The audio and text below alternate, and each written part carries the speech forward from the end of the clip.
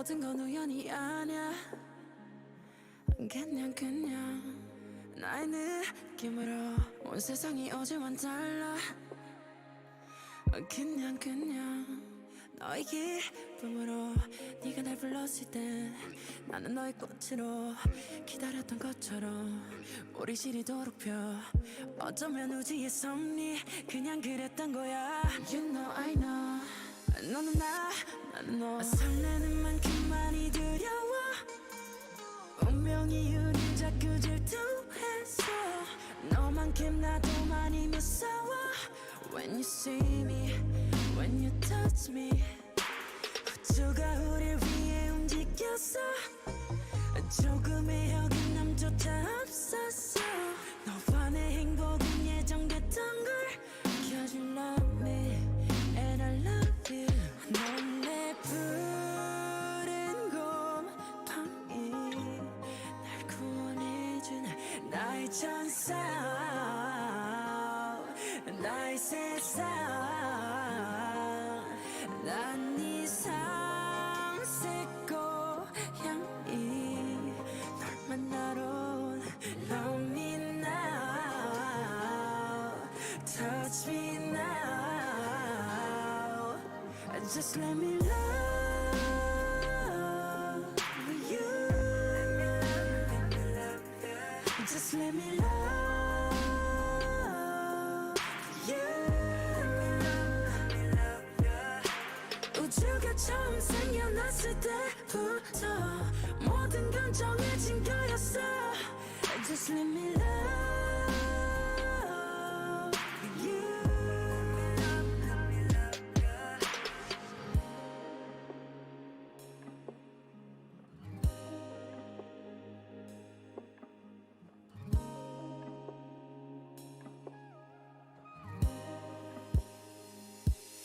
넌 내 푸른 곰팡이, 날 구원해준 나의 천사, 나의 세상. 난 네 상색 고향이 널 만나러 온. Love me now, touch me now. Just let me love you. Just let me love you. 우주가 처음 생겨났을 때부터 모든 건 정해진 거였어. Just let me love you. 인생 곁에 와줘, 우리가 되어줘. I don't wanna let go, no. 그냥 맡기면 되는 거야. 말 안 해도 느껴지잖아. 별들은 떠 있고 우린 날고 있어. 절대 끝은 아냐. 떨지 말고 내 손을 잡아. 이제 우리가 되는 거야. Let me love you. Just let me love you. Just let me love you. 우주가 처음 생겨났을 때부터 모든 건 정해진 거였어. Just let me love you.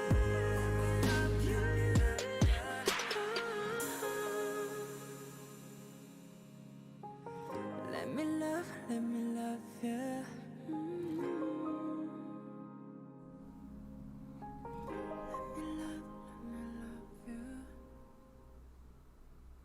Hi guys. Hi everyone. Oh, not time for that one yet. Yeah, that comes later. So everyone, how are we doing? We've been away for a week, so yeah, we're a bit late with this week, Yeah, but it's nice to be back. yeah, it is. It's been nice to have just a break for a while too, though. I've been quite ill, so it was nice for me not to have to stress about things, but I'm really happy to be back. Yeah. Yeah, what did you do on your time off, Billy? Well, like I say, I was really ill for a while, so I laid in bed and slept a lot. But then, when I got better, I watched my very first K-drama because somebody recommended it to me. So I was like, "Do you know what? I have nothing to do, so I'm gonna watch a K-drama." Which one And did you watch? I watched What's Wrong with Secretary Kim. Where did you watch that on? Um, an illegal streaming website. I just asked because, it used to be that, like, you couldn't, that was the only place that you could find K-dramas, and, like, you couldn't find them anywhere nice, and, like, they had to be fan subbed as well. And now with the prevalence of the, the Korean wave, the Hallyu, all that stuff is available on Hulu, on Netflix, and it's just crazy to me. Yeah, there's so many on Netflix, but I really liked it because I don't know, it was like, parts of it was like cliche and a bit cringy, but like I enjoyed it. It was just such easy watching, and the characters were so like likable. And yeah, so I then, after I watched it, I made like a list of like loads of like top of people's like favorite K-dramas, and then like I'm gonna slowly make my way through them, and like I keep using a number generator to like pick which one. I started watching Hotel Del Luna, but I couldn't get into it. IU's character was amazing, and she was amazing in it, but I don't know, it wasn't. But I think I might watch Kingdom next. Yeah. I also watched Parasite. I told you about how I watched that as well. And what did you think? It destroyed me mentally, emotionally, physically, in every possible way, and I couldn't stop thinking about it for days on end, and I just stood there like staring at the ceiling like and that was it. And then I told you how I thought about it, and you were like, same. Yeah. I just think that movie is so participatory. Like, it draws you in, it makes you engage emotionally, mentally, and then when things happen, it's too late. You're invested, and you go on that journey with them, and you're not allowed to be like a passive passenger as you watch that film. I really love it when fiction does that. It's very immersive, but it's also like you can't go into it just with boundaries. Like, your boundaries are ripped away from you, and they're like, no, you have no like rose tinted glasses on here. You have no preconceived notions. You have to look at this in a new way and question things that maybe you don't want to question, and interact in a way maybe you didn't want to interact. And it was just a lot. And then it ends, and you have to take a good hard look at yourself and be like, right? Who am I in this situation? And it made me feel very like defeated at the end of it, because I was like, you know what, this is so right. Like, it's just, everyone's a parasite. No one person is responsible. It's just the context and the very air that we live and breathe, and the reason that everybody acts the way they do in human nature, and how it relates to the world. And I was like, well, what now? Like, what do we do now then? Because it's just like, here, this is life. It's fucking shit. It's never gonna change. And it cool. Slaps you in the face with it, and you're like, right? Okay. Yeah. It doesn't offer a solution. It's hope. It's just like, please accept the way things are, and you're like. But I guess maybe that's the point. It's like, once we accept, then maybe there's room for another step afterwards. I don't know. It just like destroyed me. I know. There's so like many videos and articles that like try to analyze it, and there's so many interviews with the director. I recommend watching all of them. They're so interesting. You could never get bored of talking about that film. Like, from their cinematography to their use of metaphors to their like acting and the language used and the different character developments. It's just, you could talk about it forever. It was fantastic. Yes, we should probably stop there before this becomes a Parasite Parasite podcast. But yeah, so that's what I was doing, and then I worked on some music, and that was about it. What about you? I worked a lot. Shit's hitting the fan. Yeah. Yeah. And then I wrote a lot. I told you yesterday I spent like 12 plus hours writing. I was up until 3 a.m. and then I woke up for this. So, yay. Yay. But this is more fun than This like is more working. fun. No. So Yeah. if I just start going loony and like, that's the sleep deprivation talking. Yeah. But you know what else is new? Yeah. That's our MO. Yeah, so, before we get started, there's just one more thing I wanted to say. So you might be wondering why we listened to Serendipity in the intro of this video. Because we love it. Well, yeah, that too. But have we skipped like 5, there's probably way more than 5, like 7 albums or something? Because shouldn't we be doing We On? That is probably what you're wondering. But we've had like a revamp, obviously like moving home and everything, and we've kind of been discussing things and what we want to do, and we decided that we are separating our musical and lyrical analysis into its own place. Because first of all, even though I know you guys say that you like the long podcasts, I think they're still a bit too much. So we wanted to make it a bit shorter for you, whilst also giving still giving the music stuff, and plus it gives us more of a chance to fully delve into the music stuff, because we're usually conscious of like timing and like oh, have we said too much about this song and we need to move along. So we are separating those, and we'll be having those in a playlist, so hopefully like by the end of it you'll be able to just think, oh, I'd like to listen to somebody talk about this song, and you can go to the playlist of that album and find the song. And yeah, so we think that'll be a lot more efficient and a better way of doing that. So we decided to just pick some songs by our lovely Jiminie this week to match our appreciation hour. Yeah. Yeah. And then do you want to talk about the upload schedule, or like when we'll be premiering stuff? Yes, that was the other thing I was forgetting. So we both had a chat recently, and I mean, for both of us, we both have very busy lives. I mean, you work a full-time job, I'm a full-time student doing a master's degree. You write in your free time, I work on music in my free time. And we didn't have any free time left after this podcast. Yeah, like we were just running out completely, because we try to put as much effort and enthusiasm into doing this as possible, but it does take up a lot of time, especially with all our technical difficulties. So hopefully we think we've fixed that one now, so fingers crossed, touch wood, that we won't have that issue anymore. But we've decided we're going to be filming once every 2 weeks instead. So we'll be recording today this episode with our recap FUNTIME and ARMYverse BTS, and we'll also be recording our lyrical analyses.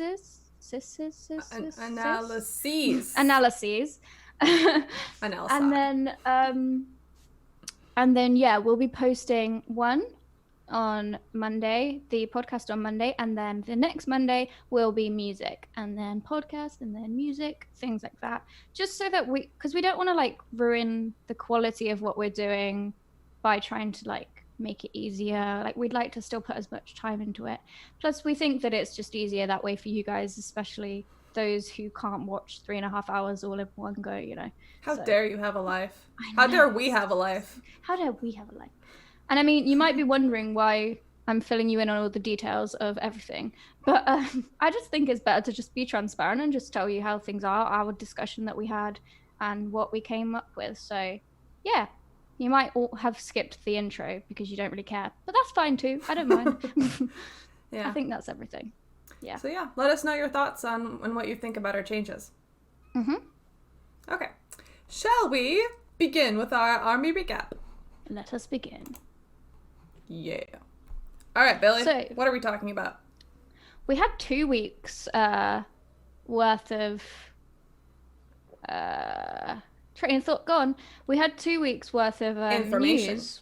Yeah, of information that we could choose from this week, but we normally keep like a record of like things that we think about during the week, but because we were taking kind of a small break to get things sorted, we didn't really. We didn't. But there's also What did it do? I wrote it out. well, yeah, same afterwards, but not at the time. But there hasn't actually been that much news. Like, the main things that I thought about when I was thinking about it is all the like content that we've been getting. So the first thing that we wanted to talk about was the new normal. So Big Hit said that in their statement, which was a great statement, by the way. It was written very beautifully. They must have got a really good translator. Yeah. Can I tangent? Okay. Yeah. Okay. So in my experience, I could be wrong, but in my experience, if you just directly translate Korean to English without any nuance, it ends up coming across very cold, simply because of the way things are said in Korean. It makes them soft, and like whatever they add to the way they conjugate the words makes them soft. But when it's directly translated into English, it comes across just cold and very direct and robotic. So it's very easy to just have I don't know, like make the translation sound like that. And I'm thinking, for example, of like an interview that Bang PD did recently, where like his comments or like his answers to questions were translated as really just like kind of cold sounding. That was the co-CEO, not Bang PD. No. I'm thinking older, not that. Oh, okay. Oh. Yeah, no. Anyway. And so the fact that they made this statement recently, right? They published it on Vlives explaining their changes to the, concerts and how they feel, and they said the new normal. It came across as so warm and soft and inviting, and I immediately was like, they spent time and effort into translating this correctly. And because they did, I, as a non-Korean English speaker, feel valued. My feelings feel valued. I don't feel like an extraneous fan. I feel like I am their prime fan. Like I'm in the first tier, the top tier, not the second tier. So I was just really proud of them for acknowledging that those kinds of barriers between languages exist. And that if you overcome them, if you work hard to overcome them, people will acknowledge it and they will appreciate it. Yeah, well, whether they mean to or not, there has been a divide between, not between the boys, but because we have fan translators and we have everything that we can to like make that barrier not be an issue. But in terms of like how long it took to add subtitles and like having very like straightforward and blunt statements in English and things like that, like you definitely do feel less of a prime fan, like you say. So it was really nice reading this. It was for the cancellation of the tour, so obviously it was a very sensitive topic that a lot of armies are going to be sad about, but the fact that they did that in such a nice way, and it really was kind and comforting. So yeah, I agree, it was lovely. Approved. Yeah. Anyway, so so the thing we wanted to talk about in terms of news and things like that is how they said that they were trying to come up with things to accommodate for the new normal, which is just an awesome way of phrasing it, really, because it is like, this is the way things are, how are we going to make the most of it? And I mean, it's really funny. The main thing that I think of with this is all the like kindergarten craft classes that Big Hit have been putting together, just not just for BTS, but I've seen some for TXT as well. When they're like decorating phone cases or army bombs or making coffee. It's so cute. So cute. I love that. Yeah. Especially seeing them struggle, where they're like, wait, how do I do this? It's just adorable, and it's like, you can tell they've put a lot of thought into like, how can we give something to the fans that will like kind of make up for this lack of face-to-face communication? And the fact that they thought of all these like craft workshops, and I don't know, it's just so cute. It is really cute. Yeah, because it's like they've done crafts, they've made coffee, we watched Yoongi paint like a fucking expert. Let's see, what else did we see? They did Just Dance. Just Dance was my favorite thing ever. I need them all to play it. Like, please do it again, please. Please. What else did they do? They decorated army bombs. They had a radio show. What else did they do? Yoongi's radio show. Yeah, there was all the different lives, but we'll talk on that a bit later, the YouTube lives. Yeah. but yeah, like so I feel like we have, on one hand, we have big hits, kind of, oh, here's your schedule of things to do, and we're going to put Namjoon and Hobi together to make army bombs, and we're going to do who is it, Jin, Yoongi, and Jimin for Just Dance, and I can't wait to see what else they have that they've come up with. And then we also have the members' personal like projects, things like the radio show or their Vlives, or like posting on Twitter or Weverse, like with JK's video yesterday was so sweet. I know. The whole internet was soft. Oh my god, I know, right? But all of that, and then we also have the behind kind of the album and the like the daily lives that we've been getting on YouTube. So yeah, I feel like there's like 3 sections to this.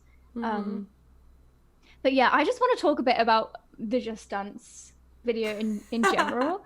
I've watched it twice now, and I usually watch most of the lives twice, because once without the translation when it's on, and then once when the subs have been added. But the Just Dance one didn't have that much talking, so I didn't really have to watch it again, but it was just so fun, and I just laughed so much. And like them dancing to Konkama just killed me off. Like I couldn't.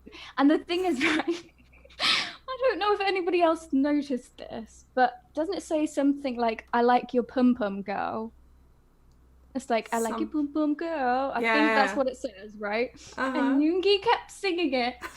And that means I like, you know, your vagina. And I was like, do you know what this means? Maybe I'm wrong. I might be wrong. I don't know. Like, but it's a slang word for, like, you know, female parts where I'm from. Like, people say that sometimes.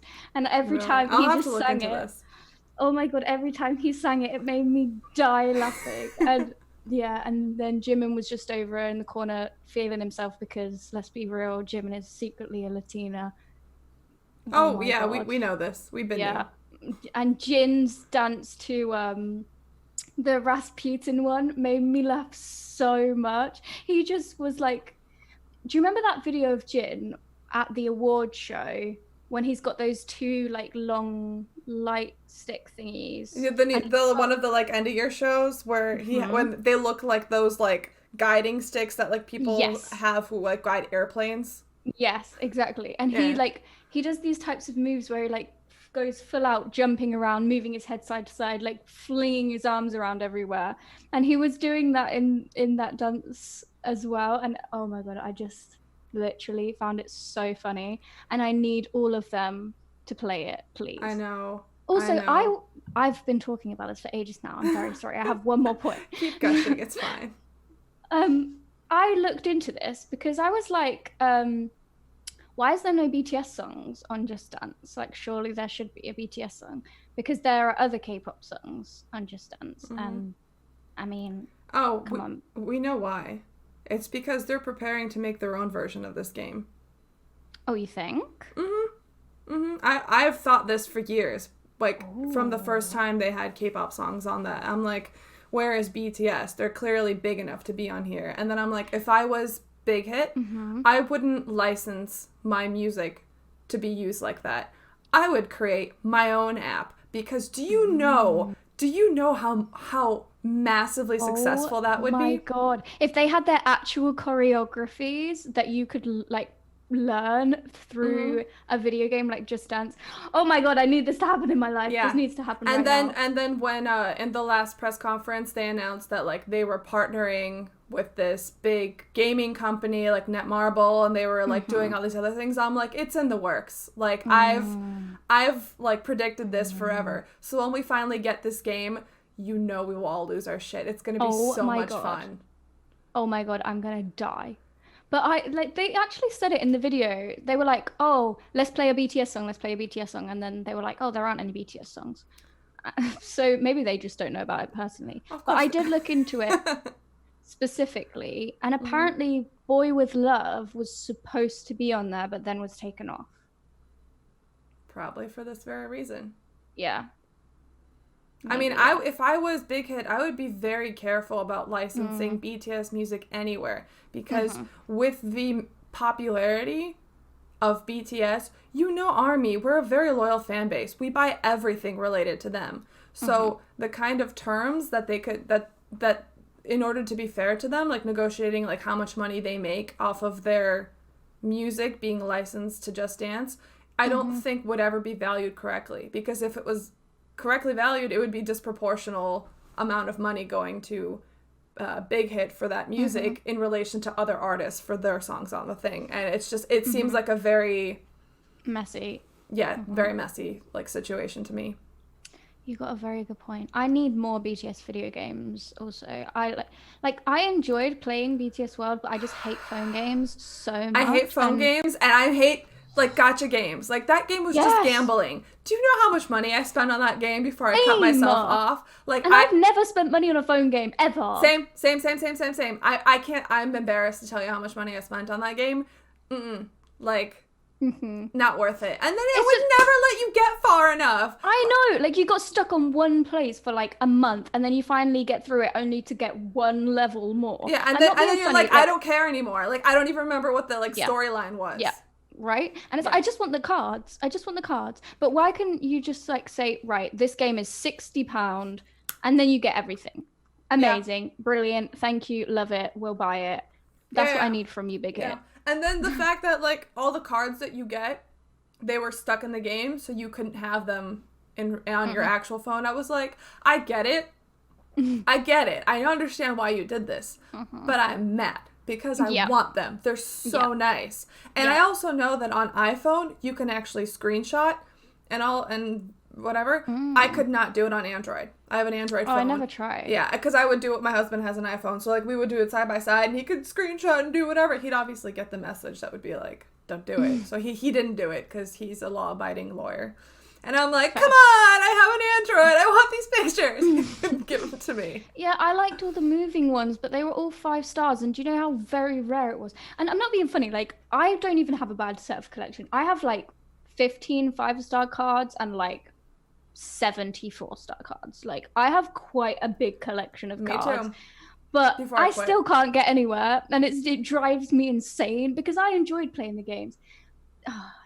Yeah, no, I know. There's just frustration. That game just leaves me with so much frustration. I had to quit cold turkey like a couple months ago because I was just like, I can't do this anymore. Also, I had the notifications on, so it would like notify me every time like my meter would reset and all of that. Or every time there was some deal going on, I'd be like, bye. And like when I would see on Twitter that there was like, oh, there's a new event for Halloween and you can win these cards. And it was so cute.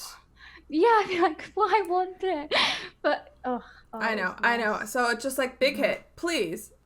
Yeah. Can we have a game where we just pay you up front and then it's just sheer enjoyment? Yes. Thank you. From then on, please. Like, could you imagine like you know the like Lego games of like Lego Harry Potter or Lego Lord of the Rings, where like it was like BTS World where you go through each of the eras and you have tasks to complete and stuff, but it was like that type of game where you go through each of the things and like that would be so much fun. Oh, no, aren't they? Well, I know they're working on a game like that's related to the BU. Yeah. Mm-hmm. And the graphics on that looked phenomenal, and the like magical realism was just jaw-droppingly beautiful. Like I'm waiting for that. I know we have a while to wait. Yeah, it's gonna be a while. But like that, I'm like, I can get behind. I'll pay you up front and then I want to play. Like there's gonna be so many fun things coming out. Yeah. I really think combining video games and BTS is the way to go, because video games allow interaction with the end user, and it also is enjoyment that you can get with BTS without actually having them to physically be there and getting tired and having to like use up their own energy and emotions.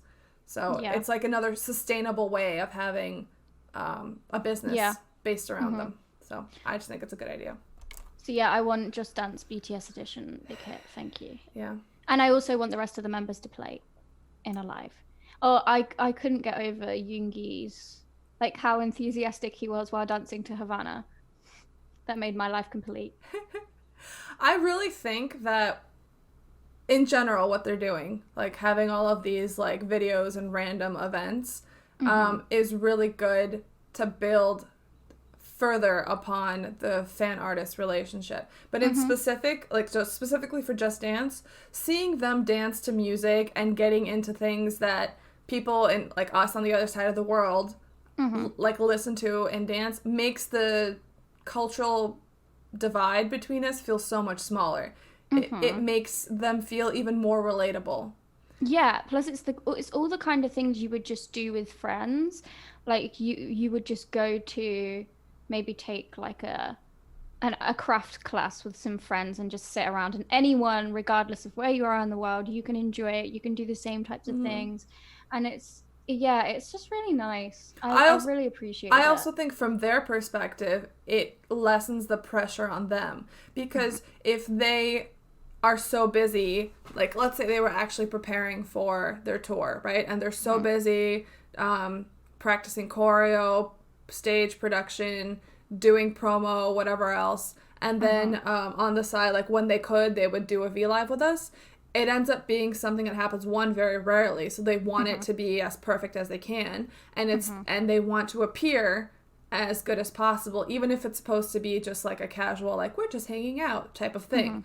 When you force them to, well, not force them, but like when they're encouraged to have more videos, shorter videos more often, and then they're given like random tasks to do that they might do anyway, it makes them feel like they are projecting themselves as more of a human with flaws and like random nerdy interests than an idol who's supposed to be perfect, even if they're in a scenario where they're supposed to be casual on camera. Like, you know what I mean?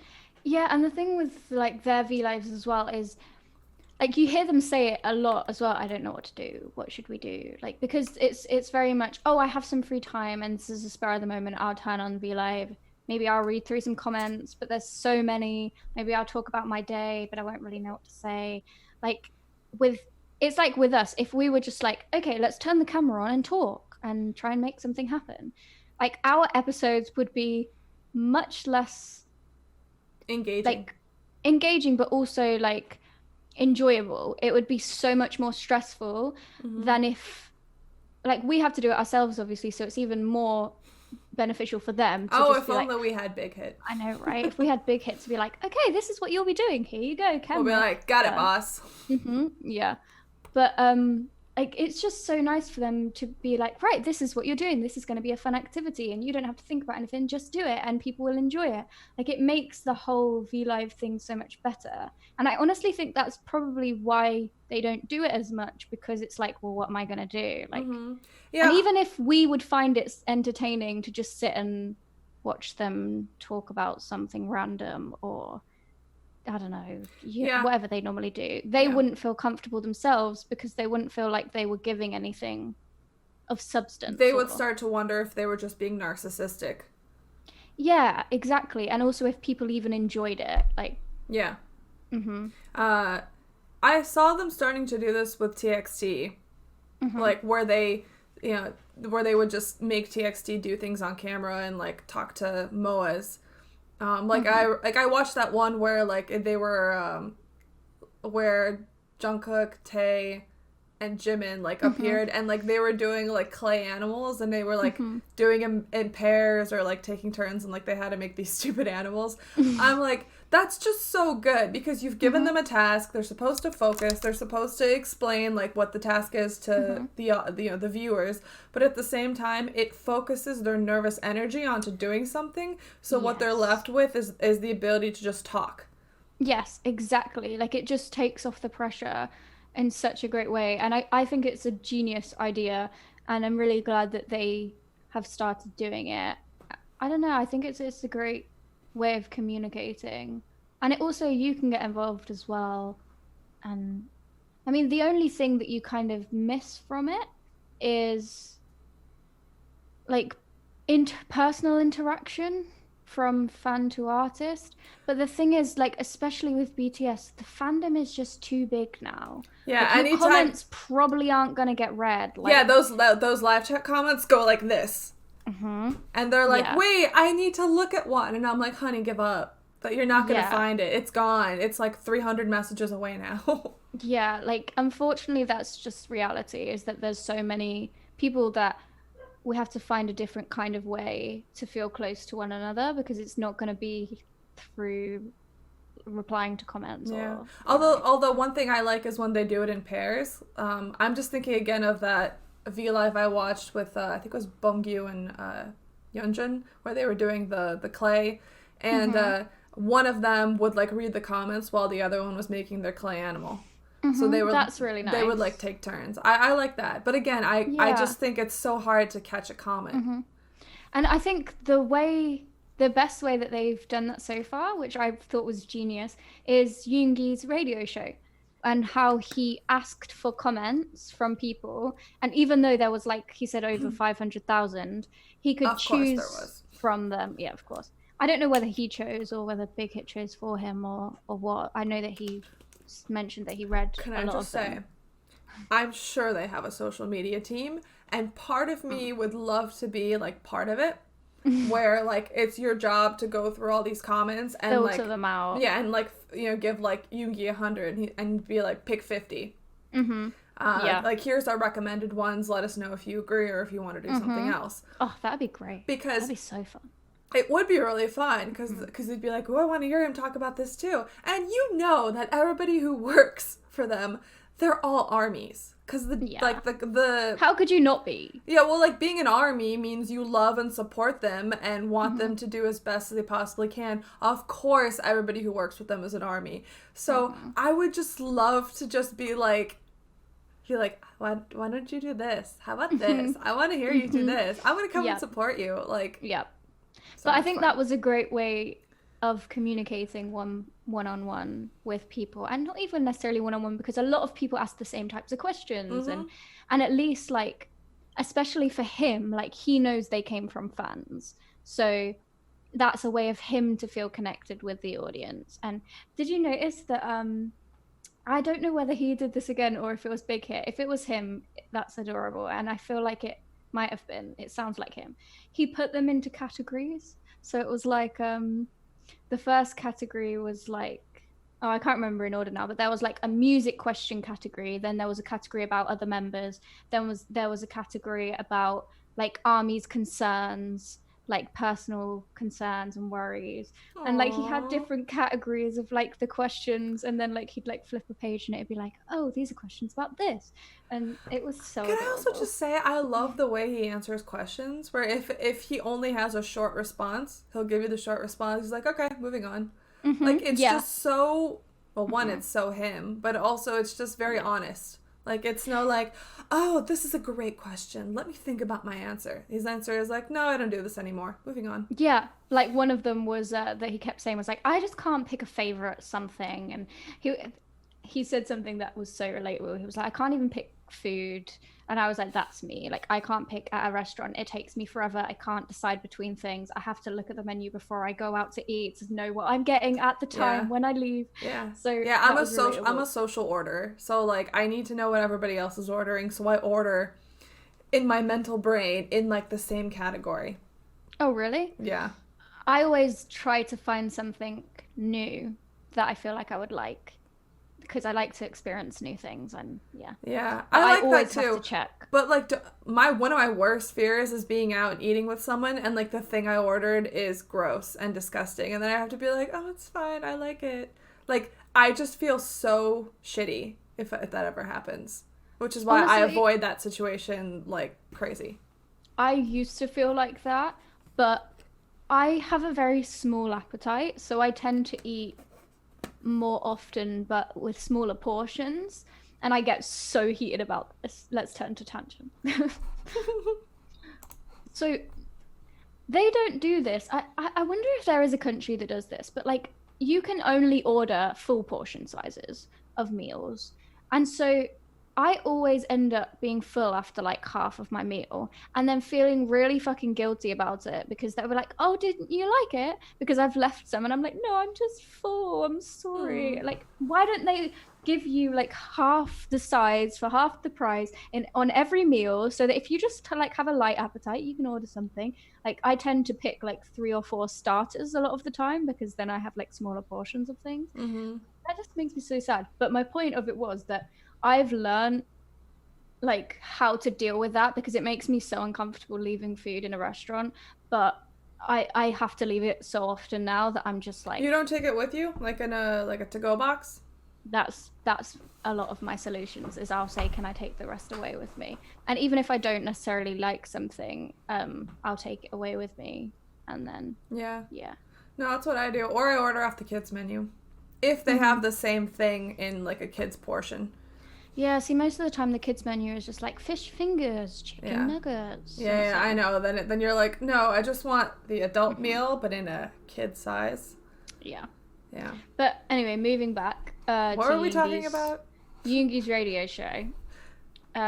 Yeah, one thing that I loved about the radio show, because I often feel kind of bad because Yoongi's lives tend to turn into like counseling with Yoongi, and I've said this before, and I'm always like, I hope he doesn't get like sick of people always asking for his advice on things. And But he doesn't. He specifically said that he, in his recent VLive, that he's trying to study to be certified as a psychologist. Or yeah, well, that's what I was going to Yeah. say. Is like it gave me so much reassurance, because he even said something like he moved category and he said, oh, this category is about ARMY's concerns. I really like questions like this. And I was like, oh, that's so he's so cute. I love him. I love him. know. I just Oh, he's so inspirational. And I tweeted about this because when I was rewatching it, it was the most beautiful quote. And he must have just come out with it. It was something like he was giving somebody some advice on something or other, something to do with work and wanting whether to do what you wanted to do or something like that. And he was saying how a lot of people feel this way. And he said, it was something like, I hope you become a boat between two waves or between high waves. I believe that you can overcome the hardships. And when you really think about that, that was so powerful, because it's not saying, oh, I hope there won't be any waves. I hope things will get better. It's saying, I hope that you can build up resilience so that you can cope with it. And I believe that you can. Isn't that so comforting? And you can really tell that he's been through things himself, and he's read up on it and he's studied it, because that's the types of things that you should say. Oh, it was just because it acknowledges the reality of life. Yes. Yeah. It doesn't sugarcoat anything. It doesn't offer any solutions. Sugar doesn't sugarcoat. Exactly. But right. yeah, I just loved his lives so much. I know. He's just so... I love them. Just, I know. they're good people.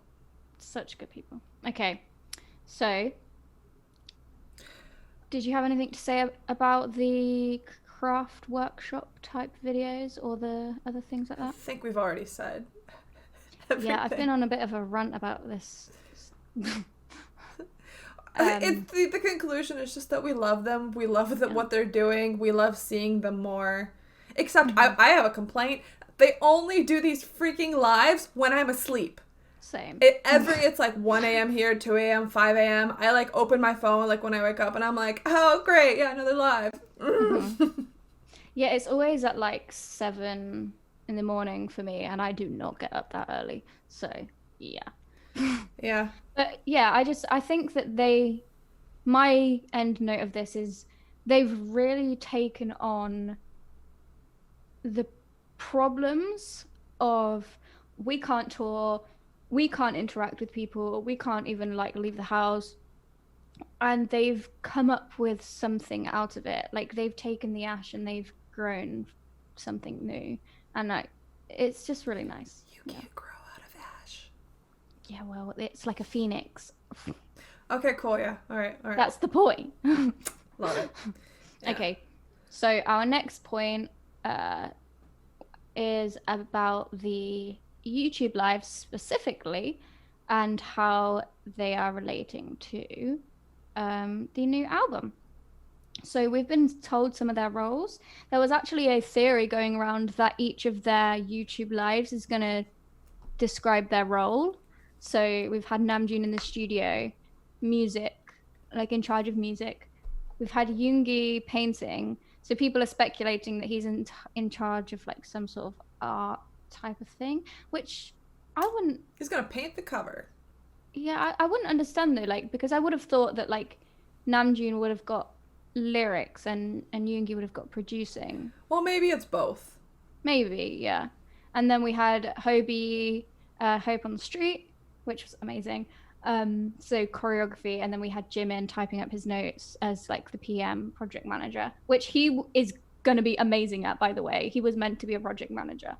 So I am quite intrigued to see if the other three give hints to like what they're going to be doing. My guesses are that we'll get JK in charge of music video shooting, because he said before that he wants to, and he's amazing. He'd be so good at it, and it's just so good. And I think it would be so much fun for him.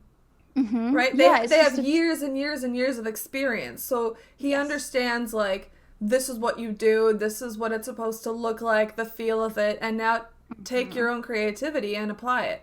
I think it's so cool. I think it is too, and it's just like, here's a platform for your creativity and just have at it.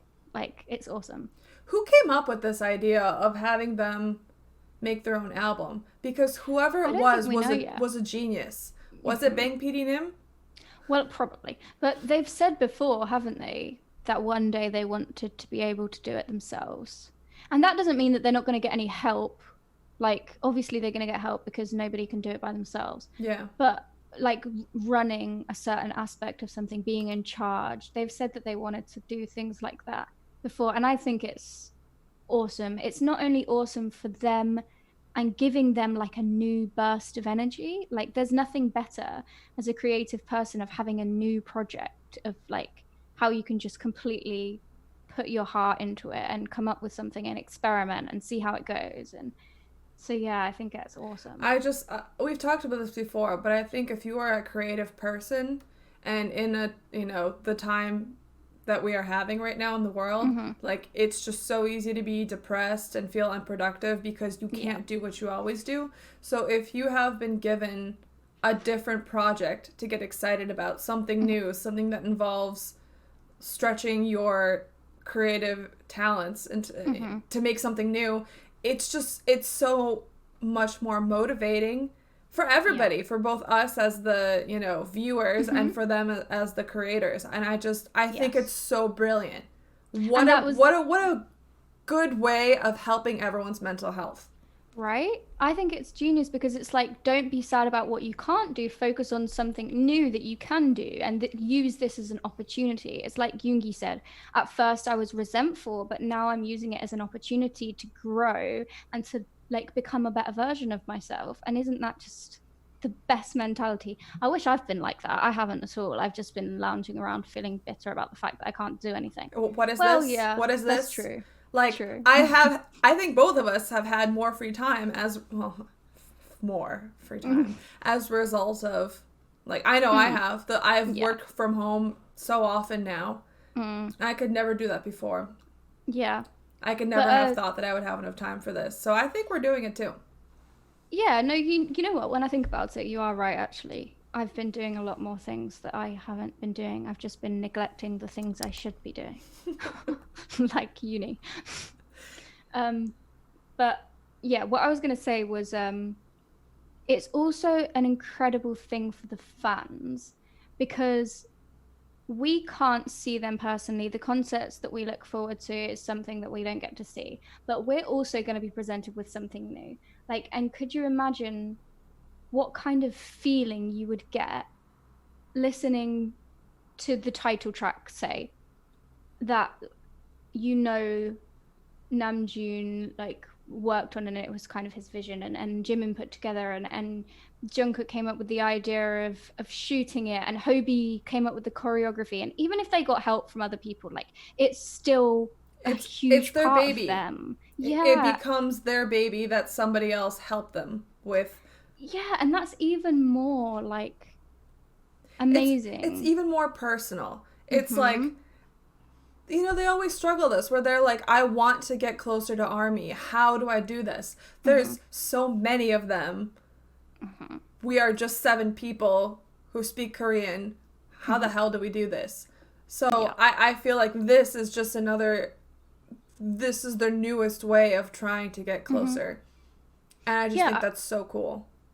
Same. And like, think about how excited we get when we're like, oh my god, this song is produced by Yoongi. Ah, that's so exciting. Or we're like, oh my god, Jin helped write this song. That's amazing. Like, but we'll have an album with elements of every one of them. And I know that we did before, they've all been included in the album, but like to this extent, I'm just gonna feel so proud, and it's gonna be such a like personal album that I just well, I think adore. it's what we talked about before, that in other albums we get to see the finished product at the end, and we understand who contributed and they make comments, but it's still, we see them at the top of the mountain. They're incredible, they're intimidating, they're perfect. We don't see how they got there. And even if that makes the end product seem that much more phenomenal, it puts distance between us and them. Yeah. And because of this, because they're climbing the mountain with us, we have a better appreciation of the journey, and we understand the labor of love that the end product is more than we do now. Because honestly, like, if there's anything that like makes me sad about being a fan of BTS, it's, and I shouldn't feel this way, and they would hate it for me to feel this way because it's not reality. And the fact that I know that it's not reality makes it okay. But like, their albums and the way they come up with things is just so incredible that you feel like, oh my god, I could never be like that. I could never be that amazing. I could never be that perfect. But being able to see someone struggle with trying to make lyrics work, or coming up with like, and spending a lot of time, like, we know it happens but we don't see it, we see the finished product, and it just would make it, I don't know, it would just make it so much, make them human. Yeah. And even though we know it, we don't usually see it, so it's just a new element to that. That's how memory works, right? You only remember the things that you emotionally experience. Yes. So if we only emotionally experience the finished product, even if we know that it took so much work to get there, it's hard to remember that. That's why this will be so much different. Exactly. Yeah. So I was quickly saying what my speculations are. So I think Taeyong will be jacket shooting, like photography. I think he said before that he'd like to do that as well. And then Jin has stumped me, because I feel like Jin would have been a good project manager as well. I don't know what all the roles are. I don't have any experience in any of this, so I don't even have enough information to speculate. Like, I'm just here and be like, whatever you want to give me, like, I'll take it. I really, really hope we get footage of the initial meeting on them like deciding who's going to do what bit, and I think we will, because I think. Can you imagine how much fun it is for like the Big Hit staff to like be filming all of this as well? Like, I'm sure there's like probably a bunch of comedic and stupid moments, and just they're filming and like laughing behind the camera, like, what the hell are these idiots doing? And it would be like your children are flying the nest, wouldn't it? And just being so like proud. Yeah, or like P-Dog is just sitting in the corner behind the camera and like with a face of like, what? And they're like keep sneaking glances at him to like see what he thinks, and then he's just like yeah, like Sejin and like Jimin is like like getting all the notes together and writing everything, or like, and then Sejin's just like Sejin's like, you really think that schedule is realistic? And Jimin's like, oh my god, do you know what it's like?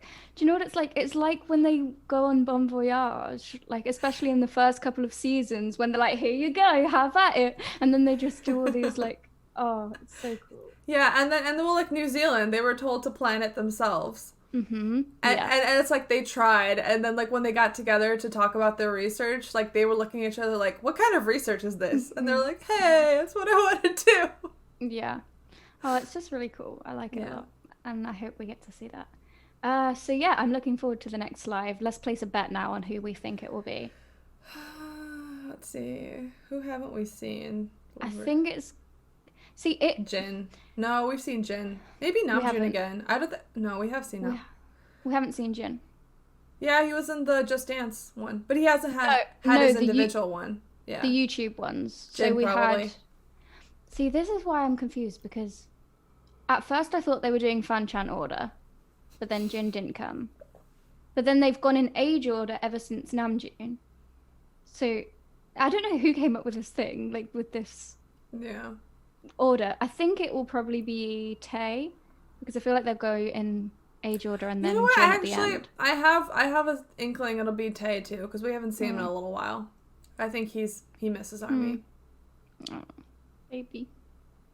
Okay. Do we have any other news? One more thing. Yeah. But this is just a quick one. I don't think there's many comments to make. We have SUGA and IU's collaboration coming up, aka the thing that Infinity 8. I'm not sure which. Both, yeah. Infinity plus 8. Mm-hmm. Yeah, that's gonna be fun. That's coming out on the 6th, May 6th, right? Yes. So yeah, that's never gonna leave the charts ever. I know. Ever. Can I just say, the teasers that Big Hit produces, and now this new one with IU and SUGA, I hate them. They never tell you what the song is actually about, and they create it's all misdirection, and I just listen to it and go, okay, this is not what the song is going to sound like, so I'll just ignore everything that I just learned. Well, what we know is that it's a good driving song, and that Yoongi listens to it, even though he usually doesn't listen to his own songs after he releases them, or after he gets rid of them, like gives them away. So it must be good, but I have a feeling it's going to be fairly slow, but with a nice beat. Yeah, that's what Yoongi likes. Yeah. Lately. Yeah.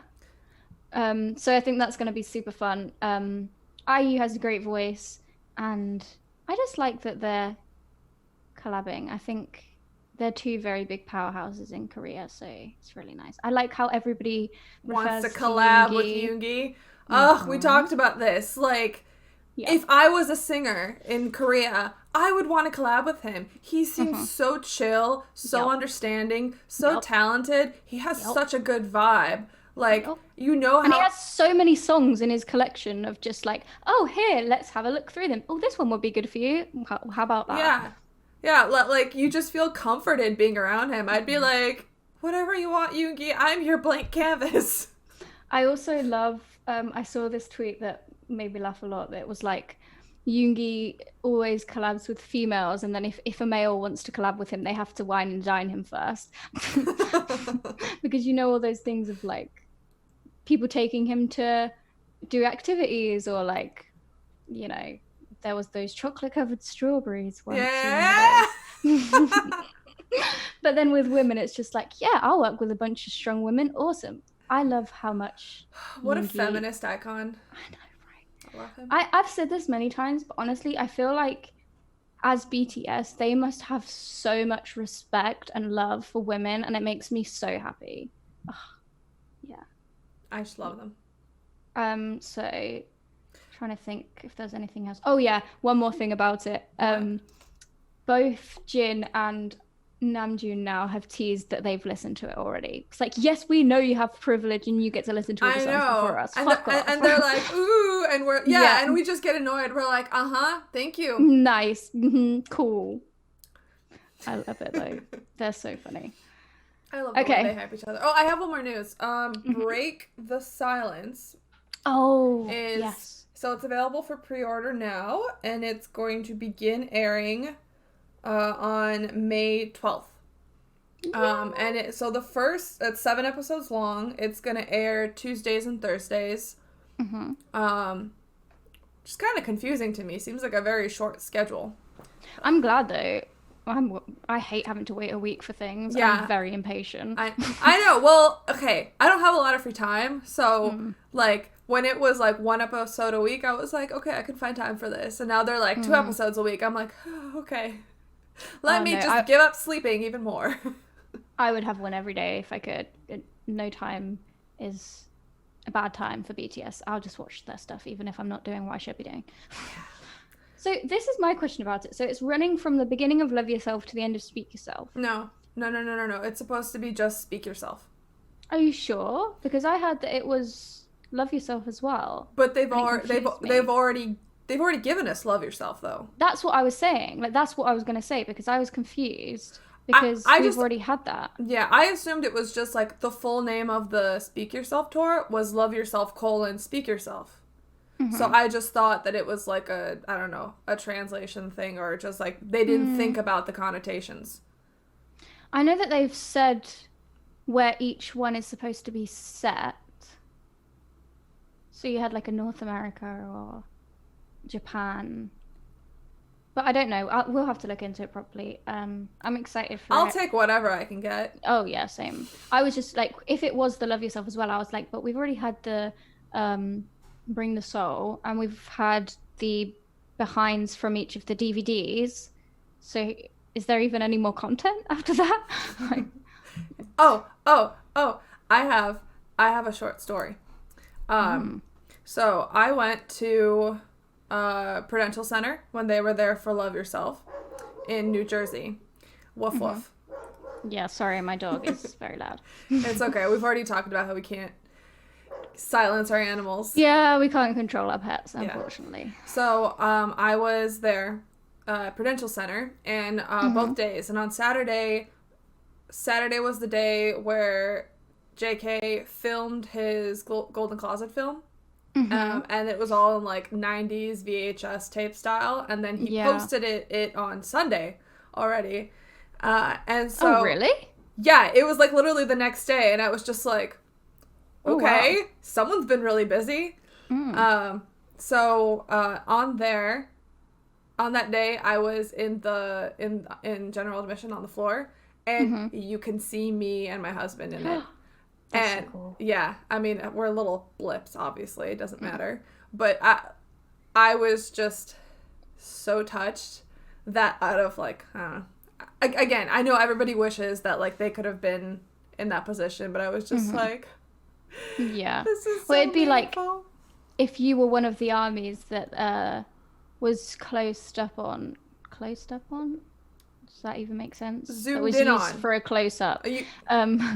In, like, the Make It Right video or something. Oh, like, yeah. Or something like that. That would be crazy. Yeah, I'm actually in a music video. The same, you can't really see me properly, but... yeah. But it's just, like, just thinking about, like, me being in that video. I don't care that I'm in there, like, for, like, fame or whatever. Who gives a fuck about that? I just liked it because I'm like, Jungkook was looking at me at some point. That's from his camera. Yeah. I feel like ARMY's like, we all just want to be with them. Notice me, senpai. Oh God, no. But in a loving way. Okay, yeah. That I just have only ever heard that used in a sexual connotation, and I can't get it out of my head. You've never heard people use, like, senpai as, like, a sexual thing? No, we had this conversation. Oppa. We did? Yeah, Oppa, maybe. Yeah, we had it about Oppa, yeah. Not senpai. No, trust me. The internet is a strange place. Yeah.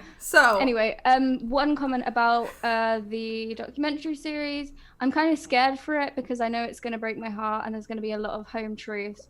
But I'm also very happy about it because I always love and respect how much they want to share with us. And Shade Room, please.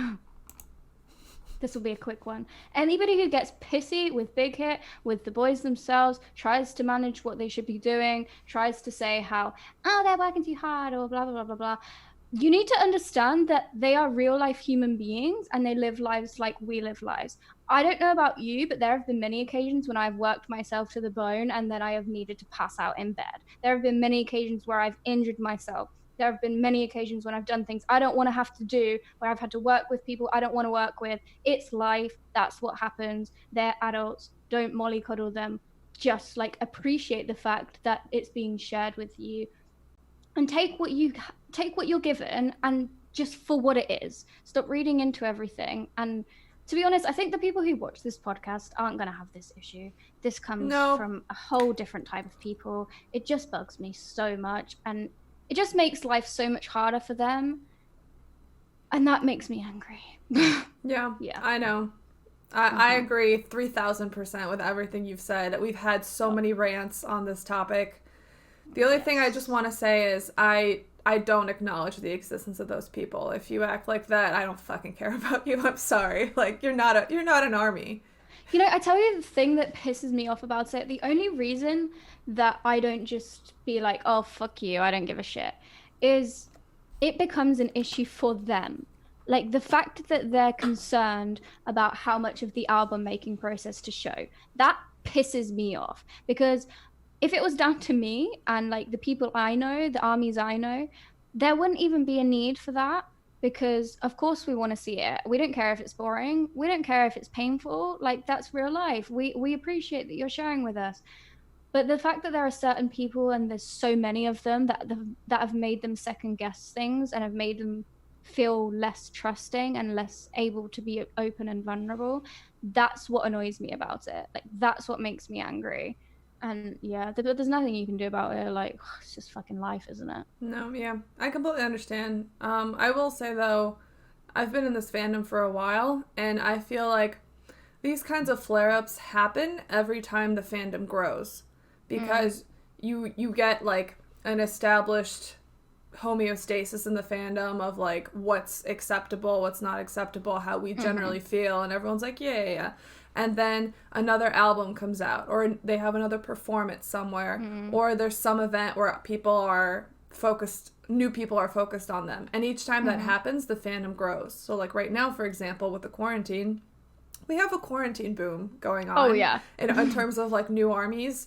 And I love seeing them all just like lose it on YouTube comments where they're like, I've been sleeping on this. And the rest of us are like, but because of that, it's just, every time the fandom grows, we have to have the same conversations and rehash the same stupid arguments and points of view. And that's how I see it. I think it's growing pains.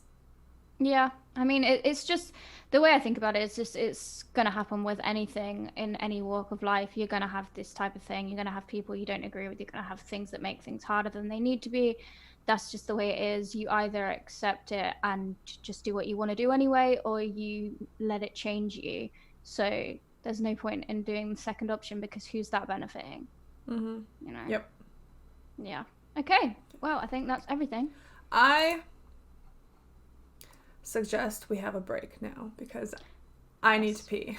I need to pee. So we'll just listen. Yeah. So we'll go on a short break. 2 songs. Probably one song. One?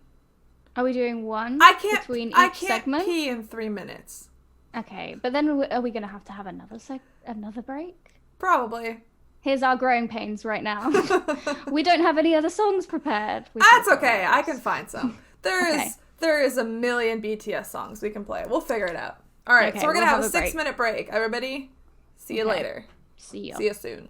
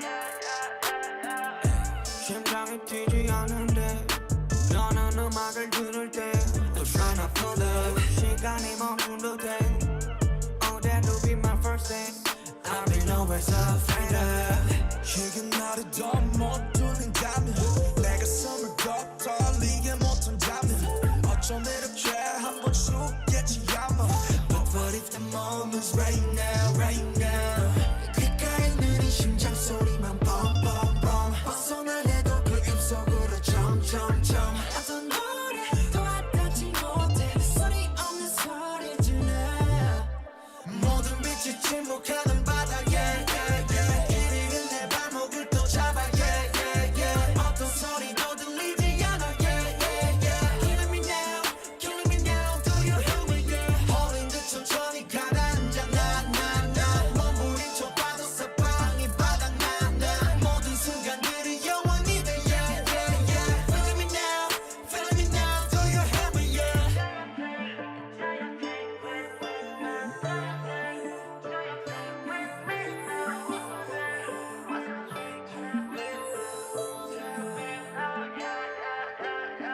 deeper 양 뛰고 go deeper 자꾸 초점을 잃어 이제 너와 좀 싫어 차라리 내 맘 녹아게 내가 뛰어들어갈게 가장 깊은 곳에서 나는 날 봤어 천천히면 눈을 떠 여기 나의 작업실 내 스튜디오 파도 깜깜하게 나를 스쳐줘 절대 흘러가지 않을 거야 다시 또 inside 아싸마싸마싸 귓가에 빠른 심장 소리만 뻔뻔뻔 두 눈을 뜨고 나의 숲으로 점점점 그것도 내 삼킬 순 없어 힘껏 내 소리 질러 모든 빛을 침묵하는 바닥에 길 잃은 내 발목을 또 잡아 어떤 소리도 들리지 않아 Killing me now Killing me now Do you hear me yeah 홀린 듯 천천히 가라는 장난 몸부림쳐 빠져서 빵이 바닥나 모든 순간들이 영원히 돼 Feeling me now Feeling me now Do you hear me yeah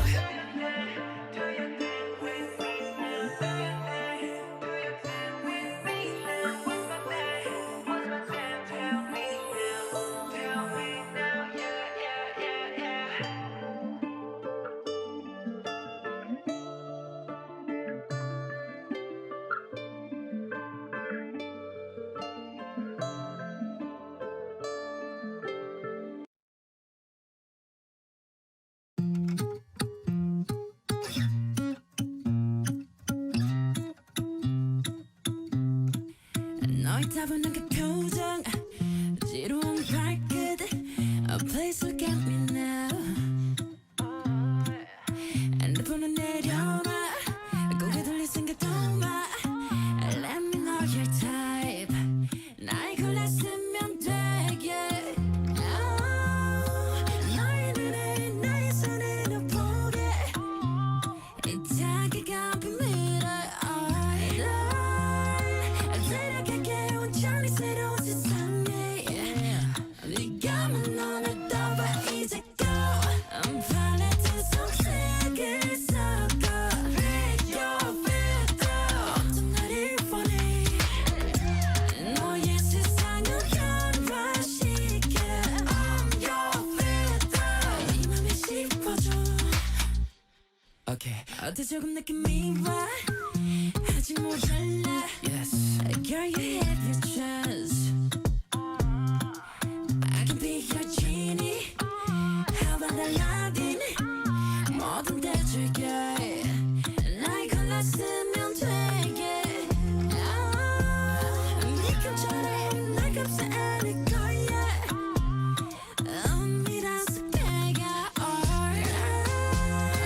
너를 위해 매일 새로운 거야 늘 똑같은 건 재미없잖아 팔레트 속색을 섞어 Break your filter 어떤 날을 원해 너의 세상을 변화시켜 I'm your filter 네 맘에 씹어줘 푸른 듯 따위로 변한 날 봐 볼수록 귀여워 미치도록 취향도 기준도 뛰어넘어 넌 오직 나만이 원하게 돼 Yeah 날 만든 사람 바로 너니까 난 여태 네가 본 적 없는 Brand new filter 내게 날 맡겨봐 더 짜릿한 걸 볼 수 있게 Break your filter 나만을 담아봐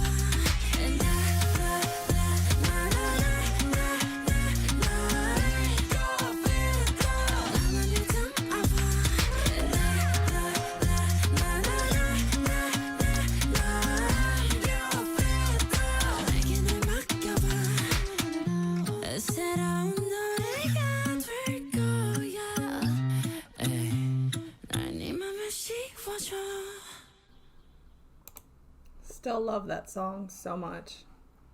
And what a coincidence that we're doing the Jimin episode on the week where Filter is on the lineup. It's fate. It is fate. Yeah. So we have fun time now. The best part, in my opinion. I like playing games. Yeah, playing games is fun. Yeah. Plus, I like it when we have our, like, deep thinking games. I was thinking of one where you haven't had a deep thinking one, and We had the hair color battle. I guess. I was also gonna say, like, the one where we were sleep deprived and trying to play quizzes, but that took a lot of thought. Yeah, those quizzes were, like, not what I was thinking they were going to be. Like, I wanted to play, like, a pub quiz BTS style, and then I had all these quizzes that were like, okay, why is my brain hurting? Yeah, we severely overestimated our ability to think that day. Yeah. We're never going to use Sporkle again. No. I did want to say, actually, if you guys have any ideas, because for our fun time segments, like, we have friends that we ask that give us ideas and things, and we try and come up with our own ideas as well for things like different fun activities, but we're only a certain amount of people. So if you guys think of anything that would be fun, like, it's what we were saying earlier, isn't it? If we had a big hit who could plan this for us and be like, oh, here's a fun idea, you should do this, then it would make our lives easier. But I think we have like maybe 2 or 3 original fun things planned left, not done yet. And then we'll probably circle back around and reuse different ones. But if you guys have like newer ones or like different games that we could play, then yeah, please let us know, because we're open to suggestions. Yeah. Anything sounds fun to us. Oh yeah. Okay, so with that, what are we doing today? Today we are playing a game called What If, where we have a bunch of hypothetical questions that that our friends came up with, and we picked 6 of them. And now we will be providing our answers for each of those 6. We have not talked to each other about what our answers are, but we know our own. We had to plan ahead for this one because it would be too difficult to come up with them on the spot. Sorry. Quick tangent. Can I just say, in JK's cover that he posted yesterday, the way he ends it, where he's going, blah, blah, blah, I was like, I'm so cute. I love you. And it's so relatable, where you're like, man, my best, like, take of me trying to sing something, I fucked it up at the end. Whatever. We're just going to post it. Yeah. And I feel like his pronunciation was so amazing, like, for starters, that he probably, like, practiced the first half of the song a lot more, like, in a lot more depth, and then, like, when he was moving on, and then I feel like he got his words muddled and then was just like, oh, whatever. It was so cute. I love him. Okay, sorry, I didn't mean to have a tangent already. Oh, it's always okay to talk about JK. Oh, that rhymed. That should be his catchphrase. It's always okay to talk about JK. Yes. Copyright. Done. All right. But if he wants it from me, then I'll give it to him. That's what she said. Nice. Getting off to a good start. Oh, the other thing I was going to say. Should we go back to tangent? No. It's about this. It's about the game. So while you're watching this with us, get out a little notepad. I'm going to give you like 20 seconds to go and get a notepad and just scroll down some of your ideas of what you would do, what your situations would be, and then either just post them in note format in our comments or send them on Twitter or something like that. Yeah, because or you can go back to them and work on them if you can come up with ideas, or because like this type of thing is very personal to each army. Like, I feel like we would all have different answers, and I just really want to know what all of your guys are, and I think it's super fun to like try and think about these things and come up with it's really fun. I think we'll probably post these questions on our like ARMYverse Twitter, and then you guys can just respond, and like we'll read through everything and like have some fun with you guys. Yes, because I think one thing we've always said is like, even though you can hear my dog again, even though it's the 2 of us recorded, we're just 2 out of many. You know, anyone who watches this, your opinions and your thoughts and your answers are just as important, and that's why we want to hear from you as well. Yeah, this is just fun to talk together. Yeah. All right, so shall we begin? Yes. Let's go. So here is our first question. If you had one 24-hour period with each member, what would you do? So should we go down in fan chant order? That's what I've done. I've done fan chant order. Me too. All right, so Okay. Namjoon, do you want to start? You want me to start? Yeah. Okay. So if I had a 24-hour period with Namjoon, I would take a day trip to a city that neither of us has ever visited before and explore it and just have an itinerary of like museums, tourist attractions, nature parks, like bookshops or like what they're known for and things like that, and just have one of those typical touristy exploring Namjooning kind of days. Aww. And then in the evening, I think I'd like to go somewhere like a 24-hour coffee shop where they have like a little library on the side and just talk for hours, because I feel like I could talk to Namjoon forever. Yeah. Same. I agree. My idea was to go hiking with him in like in a forest or a lake or a mountain, somewhere that's very tranquil and far away from other people. And then just talk with him and have a picnic and just like relax and soak in nature and maybe take a camera and take some nature shots. Just like, I just picture him as being so busy, surrounded by so much, so many schedules and things going on, that a break from that would be really nice for him and for me, because I'm the same way. Oh, yeah. Well, it makes me think of Forever Rain, like how it was so much slower and so much more mellow, and he says in it, everything's slow because my life and my rap is always too fast, and it's nice to just take a breather every now and then. So yeah. I like it. All right, moving on. Jin. Okay, Jin, you start this time. We are going to go to the spa and we're going to get massages and just pamper ourselves. And then we're going to go have a steak. So we're going to spend the day at the spa and doing all those whatever things they do to make you relax. And then we're going to go have a steak dinner and just like, or go maybe to like a Brazilian steakhouse where it's just like nonstop buffet of steak. Except I will tell you, anytime I've done that, I have to tap out within like 20 minutes because I'd be the same. So like there's a trick to it. Like you can't eat the filler food and you need to like sample small bites of everything, but I have no self-control, so I would just be like, meat. Yeah, same. Yeah. So that's what we're doing. Nice. What are you doing with That Jin? sounds fun. I am going on a ski day trip with Jin. And we will go skiing together, and I will be terrible at it, and he will laugh at me, but it will be fun. And yeah, I would love it so much. And then we'll have hot chocolates and we'll be in like warm blankets and things. And then in the evening, I would cook him dinner and we would play games together, because I feel like somebody should cook for him and then we can play games, board games. Oh, that's so cute. Now I want That would hot be my chocolate. perfect day with Jin. I like how we both went like doing something that pampers. Yeah, right? I take care of you, okay? And Jin would just be like, okay. Yeah, I can. What is this? You're cooking for me? All right, moving on. Yoongi. You can go Okay. first.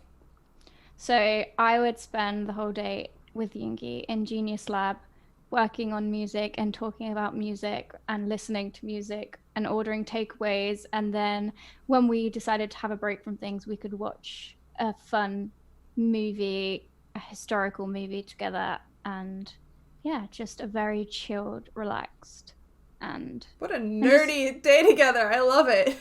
yeah. That's what I do. Cute. I would do, have you ever done like a paint and sip class? It's like a class where you like there's a painting that you're trying to recreate, and like you have an instructor who tells you step by step how to do it, but they have snacks and wine there. So like you're painting and you're sipping. So like the quality of your whatever you're doing doesn't really matter. You're just having a good time. So I would do like a paint and sip class with him. Oh, that would be fun. Yeah, and then afterwards we would go get like hand massages. I don't know if you've ever gotten a hand massage, like when you get your nails done. Yes. I go into nirvana, like just a massage anywhere. When you get those head massages in the salon, they're the best too. Yeah, I just specifically focused on hand because when you are someone who does because stuff he likes his hand to be held. Yeah, well, yes, but also because when you work at a computer all day, when like you really strain your hands, and I'm very aware of that as somebody with chronic wrist problems. So I'm just like, let's go freaking have us a good time.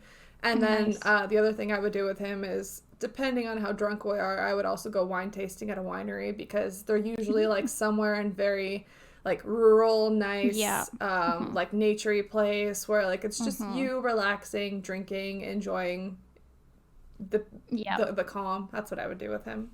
Yeah, sounds great. I still like how we just want to pamper them. I know, right? Okay, so Hobie, what would you do with Hobie? I would go to a comedy show with him so we could just laugh nonstop. And then I would wander like go to a city that like neither one of us have been to and wander the streets, eat street food, just look around, do a little shopping. Just like a casual day with like nothing really planned outside of the comedy show. Oh, that would be great to go to a comedy show with Hobie. I love seeing comedians. Like, it's one of my favorite things to do.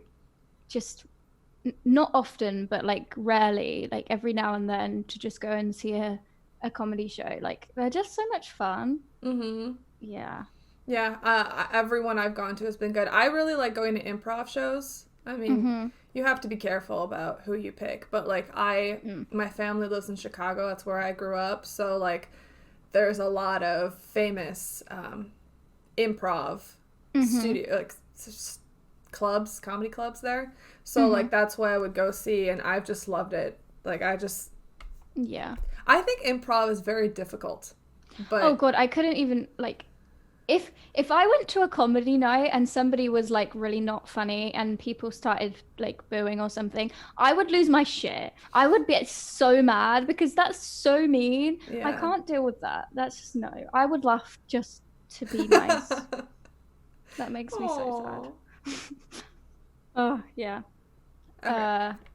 So what would you do?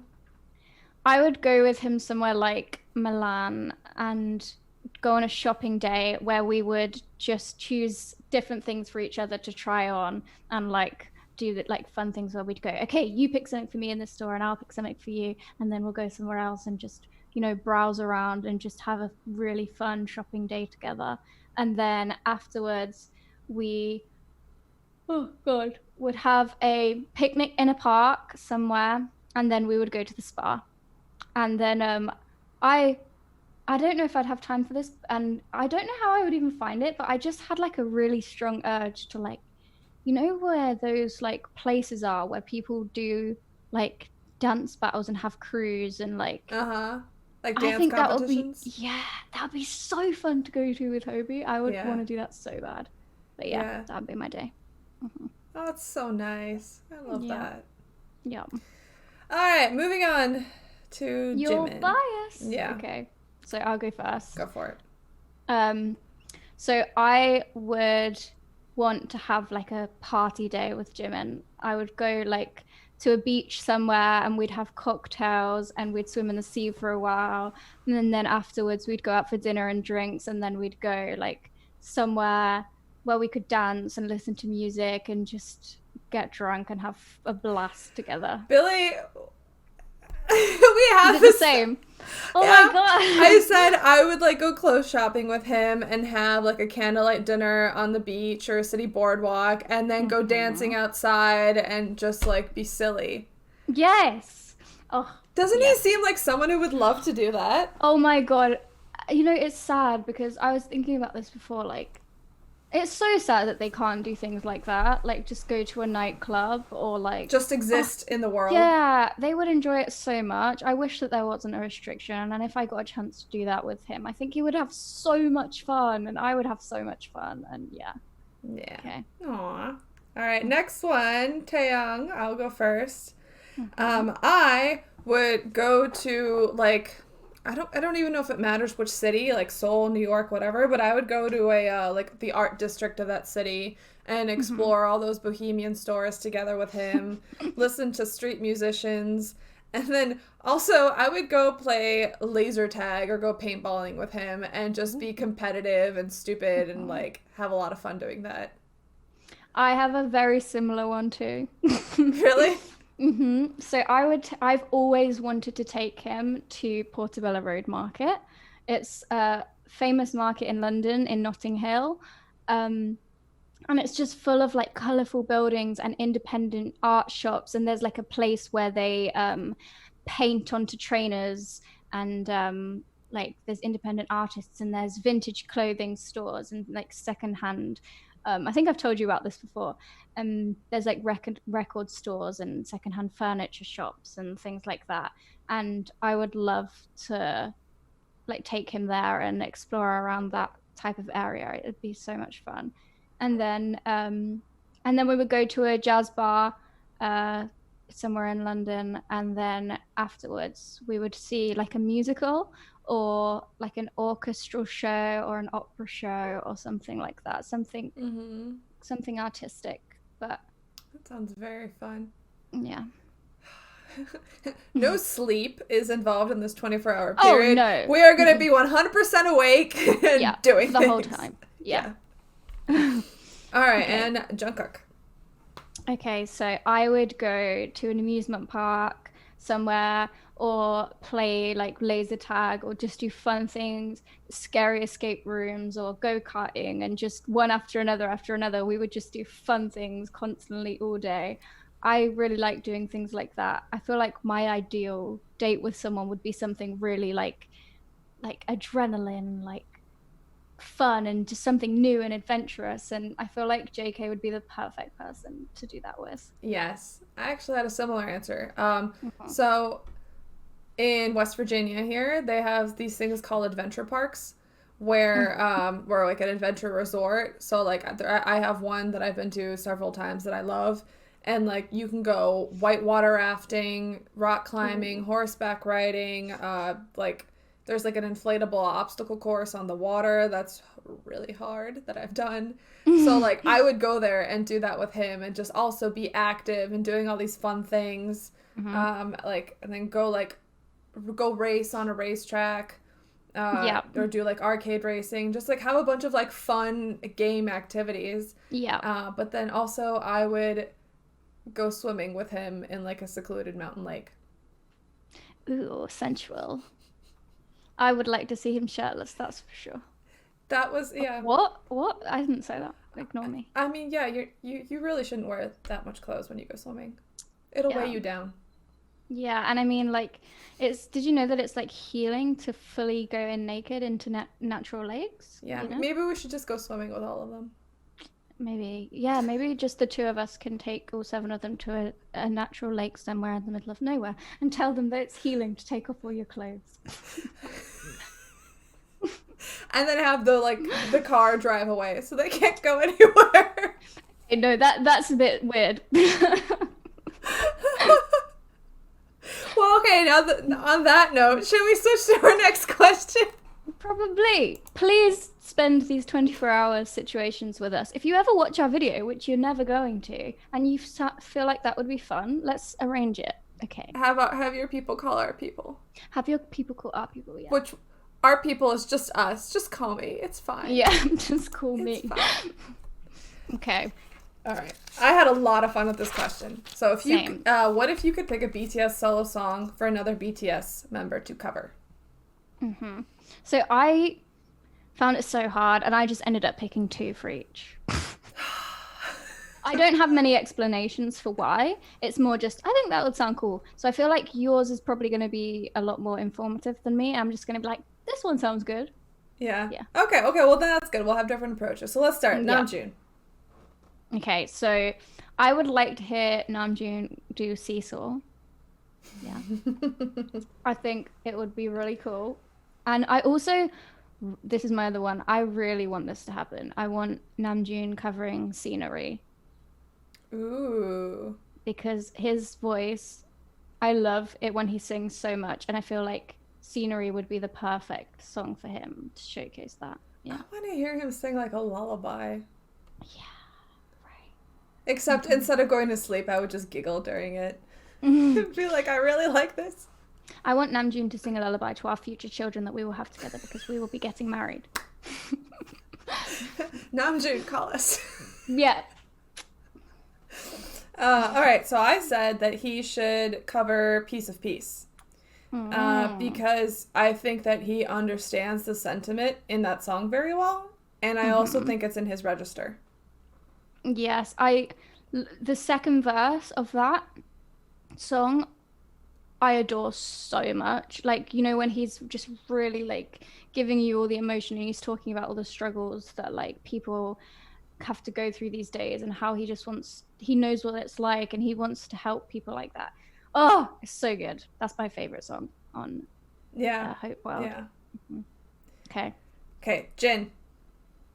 So Jin, I would like to hear Jin sing Winter Bear. Aww. Because I feel like, could you imagine Winter Bear, but instead of like the falsetto, it was Jin's power belting. Aw, that would be so beautiful. Right? And I also want to hear him sing Euphoria, the DJ Swivel mix. Because, again, I just feel like he is perfect for like that, a like the song piano with version? a piano. Yeah, the piano version. Yeah. He's got such a power ballad voice. Oh, I still want to see him in a musical one day. Like, I have him. That would be awesome. I have him pegged for the lead in Les Mis because he would be so good in that. Wow. And I need it. Yeah. I said I want to hear him cover Mama. One, because we all know how much he loves that song. And also because we know how much he loves his own mom. True. And like, just that song is, I want to hear him. I love that song. Yeah. It makes me cry. And We've said this before. The other thing is about covers, like, you can change the lyrics if you want. So if he wants to tweak the Mama song and make it about his mom, I would love to hear that. Yes. Okay. Next, Yoongi. Okay, so I want Yoongi Forever Rain. Aww. Because I feel like Yoongi's deep kind of almost speaking style of voice that is very storytelling fits that very well, but then it also has room for his vocals, so yeah. And the other one is Blue Side. Yeah. Except there's not that much words in Blue Side. There's not. But I don't know, I just feel like he would sound so good on it. Yeah. He has a very nice voice for that. It's funny that you picked Forever Rain because I want to hear Yoongi cover Moonchild. Because Moonchild has like that really haunting vibe and auto-tune voice, which Yoongi is really good at. And then also I think the like concept applies to him as well since he's always up all night. I think so, yeah. Oh, that's cute. So moving on to Hobie, I actually picked Moonchild. Aw, yeah, he would be good at that too. I feel like he'd be great at Moonchild. And it would be so cool if he could like tweak it and turn it into like Sunchild and then like change it to be the opposite. Aw, that would be really nice. Yeah. You know what I want to hear him cover? What? I want to hear him cover The Last. And I want him to rewrite it to explain his own backstory. Because I want to hear more like rough, gritty rap from him. I think there's a side of him that he doesn't show. Obviously, it's his personal choice. But if I could ask him to do something and he would be willing to do it, I would want to hear his version of The Last. Yeah, we've not really had that from him, have we? No, he hides it. The closest I think he's gotten to is Hangsang and Baseline. Yeah, but even that, I mean, I guess we see it in things like Tia. And we see it in... I don't know, but yeah, you're right. That would be interesting. I guess it's out of my memory because I just don't think he would ever do something like that because I just don't think it's what he would choose to. I know, he doesn't like to show that side of himself, which is why I'm like, if he ever wanted to, that's what I would love to hear from him. The other one I had for Hobie was Trivia Love, because could you imagine Hobie dancing around to Trivia Love? Yes. Adorable. Yeah. All right. Jimin. Okay, so I want a vocal version of Piece of Peace from Jimin, where he could change the rap verses to be vocals, and then, yeah, I think that would be awesome. I think we just really like Piece of Peace. Same. But I also just put any Jin song, Epiphany, Moon, Tonight, Awake, any of them is fine by me. I feel like Jimin would sound so good on some of Jin's songs, so whichever one you like. Yep, that's what I said. I said Epiphany because I want him to internalize that message of that song, and there's nothing like singing it yourself. Yeah. To process that. I think that song is so healing. Yeah, I agree. That would be really nice. Okay, Taehyung. So either My Time, because R&B Taehyung is just a weakness of mine. He's really good. Oh, he sounds so good. So good. And the other one is Promise. I picked Promise! Oh, did you? Yeah. Yay. I think, I don't know. I just think it would be so good for him because it's Jimin's song and like it's about his little pinky and, you know, his friends. Hey, don't call it little. But I also, I just think his voice would sound really nice on it. Yeah, I would agree. For Promise, I think that's his vibe, and his deep voice would go really well with that song. Yes, it would give it a new kind of feel. Yeah. Okay. Jungkook. So, the first one I picked is Shadow. I want rapper JK to make a comeback, and I want him to sing about Shadow. I just feel like he would sound so amazing rapping and singing Shadow. Yeah. And the other one, I don't know if this counts, but I'm going to count it anyway. I want him to sing We Don't Talk Together. You know, the song that Suga made for Highs. I love that song, first of all, and I feel like it would sound so good with a male vocal. And I think JK would be really good on it. Ooh. I can't remember what that song sounds like. I'll have to go back and listen to it. Let me play it, because it's the best. I won't play the whole thing. I'm pretty sure this is connected to my thing, so it might be very loud, but I was listening to it today, actually, when I was getting ready, because it's one of my, it's on my playlist. It's on my BTS playlist, because I count it as BTS. Are we about to have your Alexa start playing from the other room again? Yeah, that's what I was saying. It connects it to my Alexa, and it might be loud. Playing from Galaxy S9. Wait. Yeah! Could you imagine JK singing that? It'd be so good. Yeah, he'd be really good. I think his voice would fit that very well. I think Jungkook should do a cover of Seesaw. Ooh. Because, one, we have video proof that JK is a Seesaw enthusiast, and I think his ad-libs in that song would be awesome.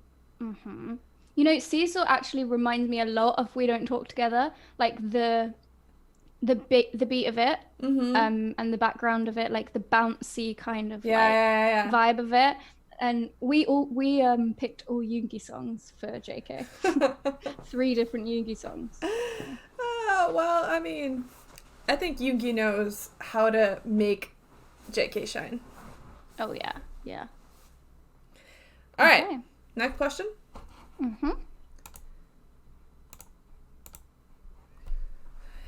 If you worked with BTS as a big hit employee, what role would you choose?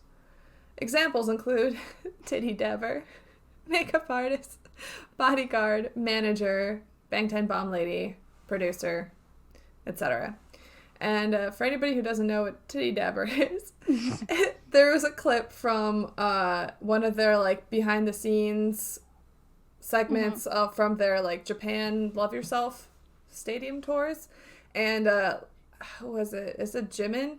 Jimin is just lying on the ground and he's really sweaty, and there's a staff with tissues under his shirt just dabbing away his sweat.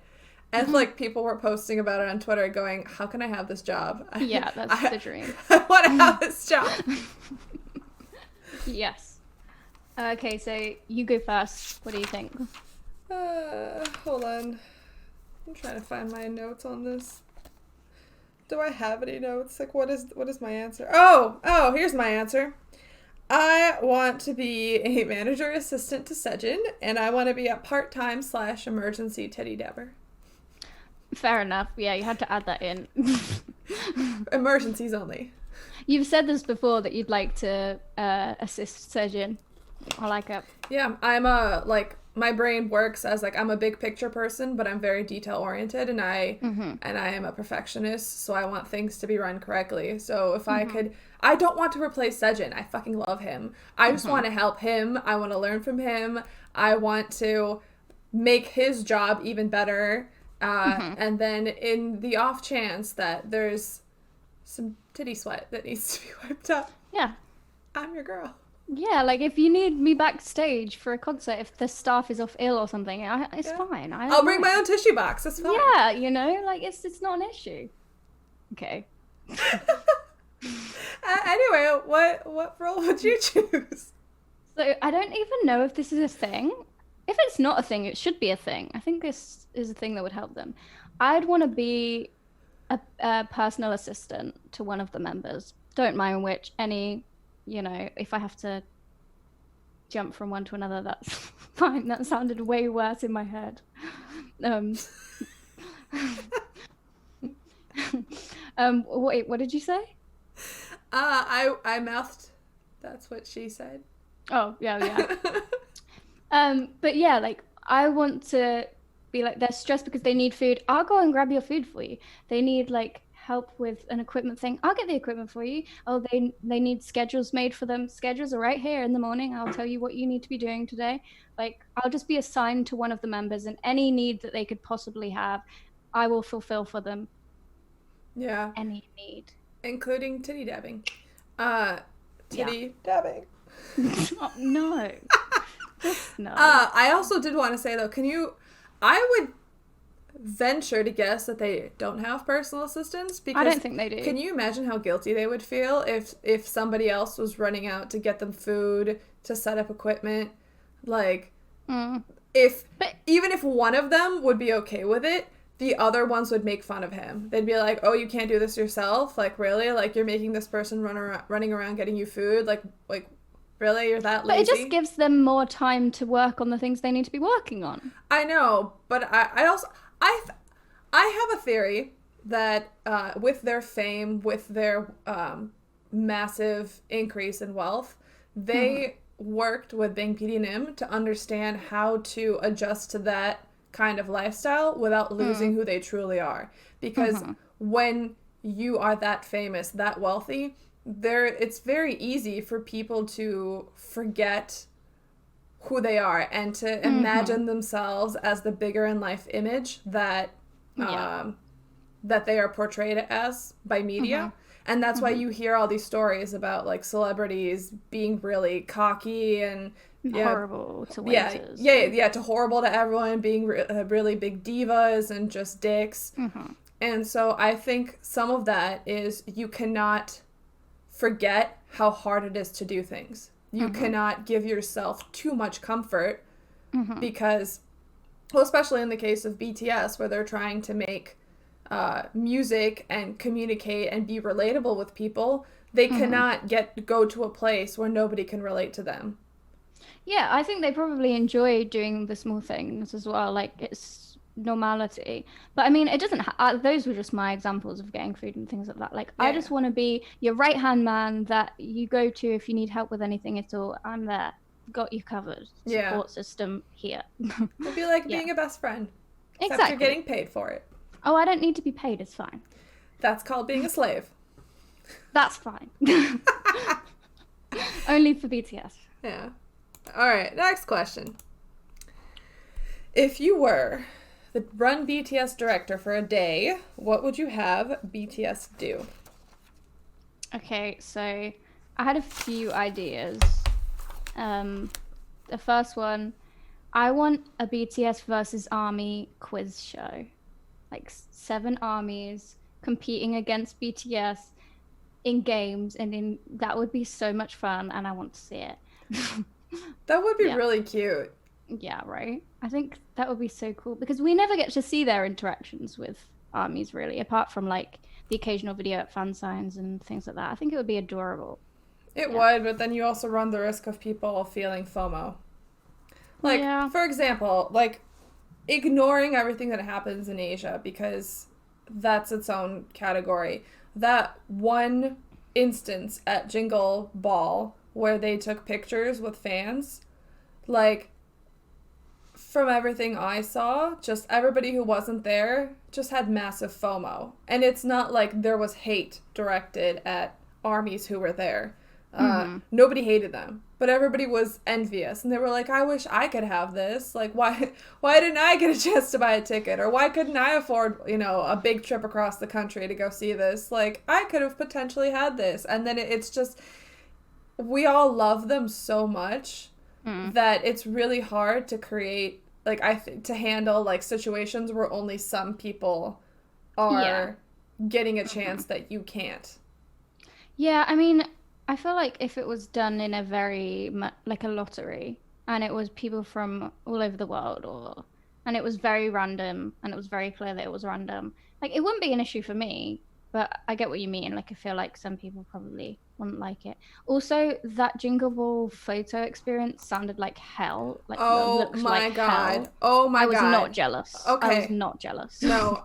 So, I heard about people who were there, through like what they said on Twitter, and they said it was really awkward and it was really fast. And so like I believe the people who organized it were it was iHeartRadio who organized the ball. So how can you not understand the amount of people who would want to take photos with BTS? Like, they did not take enough time to consider the logistics of that. How like you would be needing to like literally run people in and out, and like why did you decide that the point of attraction was to take selfies with them?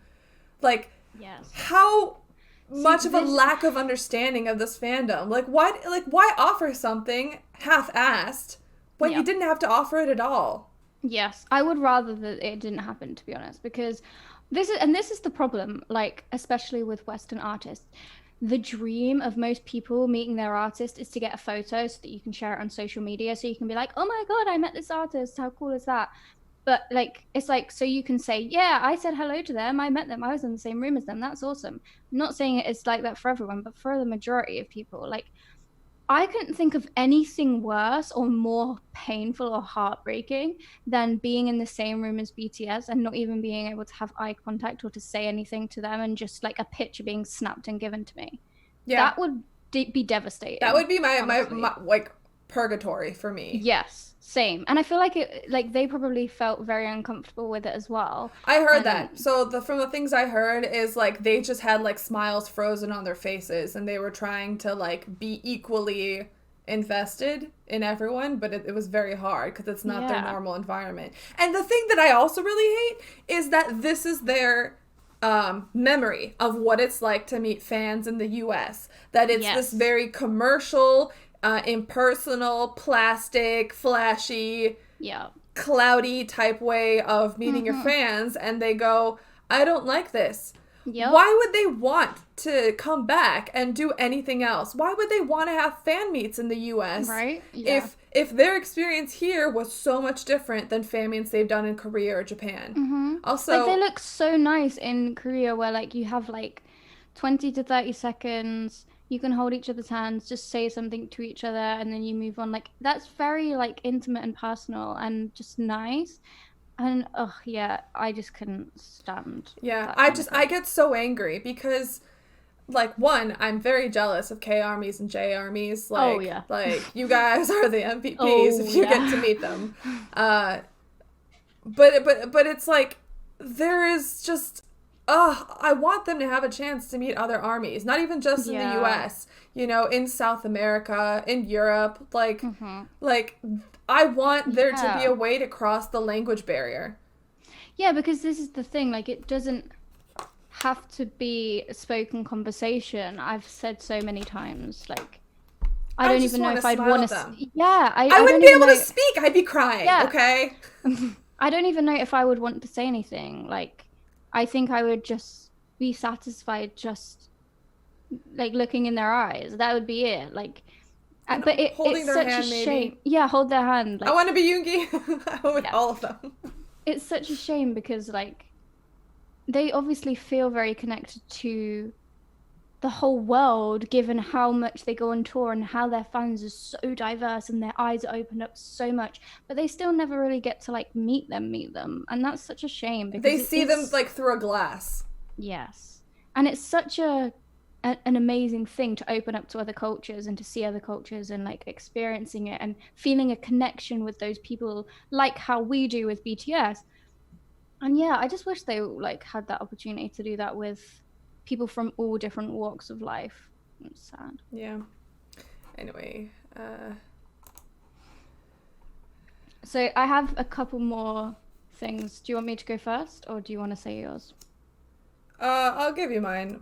I had 2 ideas. One, I think they may be doing now. I'm way behind on my run episodes, but I wanted them to do like an instructional paint or drawing challenge where one person sees what needs to be drawn and they're giving instructions to the second person to draw it. And based on like how well it is drawn is like who wins. That was my one idea, but I think they're doing that now or something. They're doing it with cooking. Yeah. Okay. So Yeah.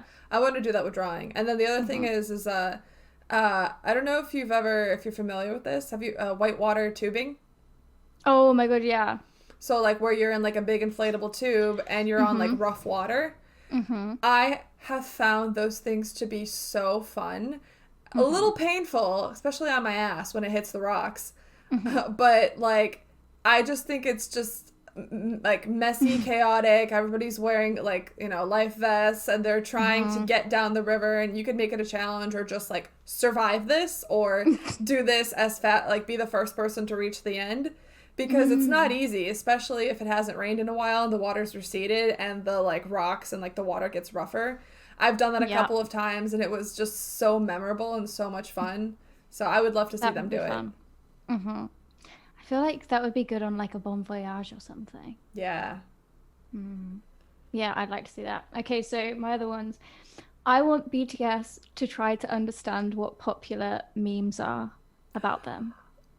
Yes. They have to guess what it means, and like they get like the different nicknames that we call them, or like the memes that we have about them, or like, and they have to guess what we use them for, because that would be so funny. Yes, I would love that. Oh my god, that would be amazing. Right? Because like we don't know how much of like we always joke, oh they're always on Stan Twitter, but you know but I feel like they don't actually know most of our jokes, and ARMYs are hilarious. I'm not gonna lie, like they are so funny. Some of the videos and the memes that ARMYs create are so funny. Like they've seen some of them. Like how funny is it when Namjoon just all of a sudden started singing cheesecake, you know, she dropped the cheesecake on the plane because he'd internalized one of ARMY's jokes. Oh my god. Yeah, I want to see that. Yeah.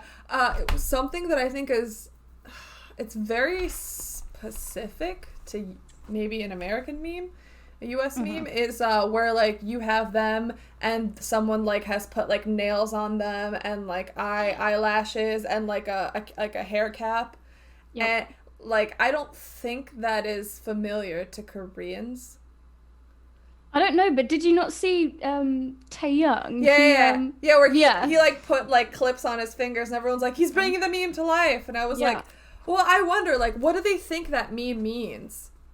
Because it's a very specific like vibe. Yeah. Right? It's the vibe of like I know what I'm doing, like you're sassy. Disrespecting, sassy, like you're being disrespectful, blah blah. But you're never gonna get that from just looking at it. You're gonna think like if you don't know the context is kind of from also like partially movies and partially reality TV where you have like people like that. So I just wonder, I'm like, how does that come across to other cultures? Yeah, I think it would be so funny though for them to like learn about the memes that we use, because They're hilarious. And I also, every army is like, oh my god, the day that BTS read thirst tweets, it's over for us. I want to see BTS read thirst tweets. I think it would be hilarious. I'd want someone to like filter them out so that they're not weird thirst tweets, because some of those tweets you'll get like Well, I think the weirder really ones are the funnier ones. I think the like NC-17 explicit ones, like, okay, don't show them those, but like the ones where they're like, I want to suck on their toes. Yeah, that they'd just be like, what? That's weird. Yeah. But I think it'd be hilarious to see them read our tweets. Yeah. And then my final one was a BTS talent show where each of the members is given like some time to prepare a talent, and then everybody has to perform their talent. Aw, yeah, I like that. But then they need a judge, and the judge can't be themselves. I would make the judge if you want to be mean, make the judge Sejin and have him be like, or make it Bang PD name. It would probably be the producers, but they could just have participation awards. Yeah. You know? Well, no, like, because I wanted to be someone. Or they could vote. Like, each of them could vote for somebody, and then. Well, they've done that. Wins. They're very bad at that. They always choose themselves. Yeah, I wanted to be someone who would not want to pick a favorite, and who would like, and who they know and would want to like cater towards in their talent show, and have that person just like be really awkward and be like, I can't make a decision. What are you doing to me? I think that would be fun to torture that person like that. Yeah, true. Okay, next question. All right. Oh boy. Oh god. Oh boy. All right. This one took it out of me. I need to pull up my answers for this. If you had a chance to meet BTS and could only say one sentence to each member, what would it be? This question seemed cute on the outside, and then when you started to think about what it was you wanted to say to them, I don't know about you, but first off, I was extremely overwhelmed because there's so much I want to say, and if I only have the chance to say one sentence, it's just too much. And then after that, I just started getting really emotional. Same, I got really emotional trying to do this. Okay, yeah, I'm ready. Let's go. Okay. Fan chant order, right? Namjoon, yeah, you go first. Namjoon. Okay, Namjoon. We are eternally grateful that you have wisely, successfully, and painstakingly taken the most difficult path, one where you must lead us all with both your heart and your head. And please know that if the road ever grows dark, all of us will always help you illuminate the way forward with the dazzling love we feel for you. Aww. We're gonna get everyone so emo during this segment, aren't we? I already know. Listen, it's fair because we just said how much we cried writing these. So yeah, true. Okay, so mine. The dream you once had of becoming someone who leaves a mark on this world, you've achieved it millions of times over because you leave something on each one of our individual worlds. Yeah, I'm soft. Me too. All right, Jin. Okay. Do you want to go first or me? I'll start this time. Okay. So, I'm sure that taking on the role of the eldest was burdensome. Burdensome. Is that a word? Yes. It sounds wrong to me now. It's not wrong. Okay, let's start again. I'm sure that taking on the role of the eldest was burdensome, but look back at what you did and what you're doing with immense pride. Oh, and your dancing is perfection. Don't let me hear you talk down on it ever again. Love it. Ugh, this is so cute. Okay, I wrote, the gentle strength, quiet confidence, and loving silliness that you have taken great pains to show us all have left a permanent smile in our hearts, while the beautiful voice you have arduously nurtured over the years never fails to bring us to joyous tears and a deeper appreciation for our own lives. Aww. Oh, he deserves all the praise. Okay, next, Yoongi. Okay, you start. Okay. You have long ago made your existence irreplaceable with the sincere feelings you share, the poignant music you make, and the introspective words you say. So each day more you spend on this earth is a precious gift of wisdom and comfort that all of us treasure and none of us can ever hope to repay. True. Okay, mine. You say that when you meet people like you want to be of help to them. Well, I hope that you're already aware of the amount of people who have felt like you, but have gained strength and managed to continue by being consoled through your words, your music, and simply your being. We had the same idea again. Mm-hmm. We just Yeah. want to say the same things to all of them. I know, right? Yeah, we really do. Like, so far, our choices for each member have been in the same sort of realm. Okay, next, Hobie, you start. Okay. Being hopeful and happy is an incredibly brave thing to have achieved. Probably one of the most courageous things in the world is to turn negatives to positives. It has never been something which hides who you are, but simply that which allows you to shine all the brighter. Aww. He does shine. He does. Sunshine Hobie. Okay. Your efforts to bring hope and joy into our world have never gone unnoticed. In much the same way the bright light and soft warmth of the sun bring great solace to us in the dreariest of days, so too does your personality make laughter bloom in the gloomiest of places. Aw, that was very poetic. Thank I you. liked it. All right, Jiminie, I'll start. Mm-hmm.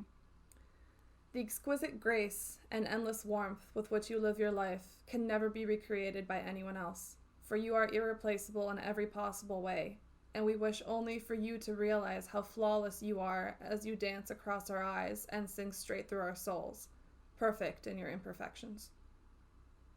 Oh, that's so cute. Okay, mine. Any person that is fortunate enough to call you friend, brother, son, partner, colleague, inspiration, or whatever else it may be, is a person that should consider themselves very lucky. It is a privilege to know and love you for any and all sides that make you you. I'm tearing up. I know, right? This is rough. This is really rough. I'm finding it very hard. All right, Taeyang, you can start. Okay, so I ended up coming up with 2, so I'm sorry, but here's Cheater. my bias. Yeah. So, first one. Kim Taeyang will forever be as equally extraordinary as V. One name simply wouldn't be enough to hold in everything that you have to offer.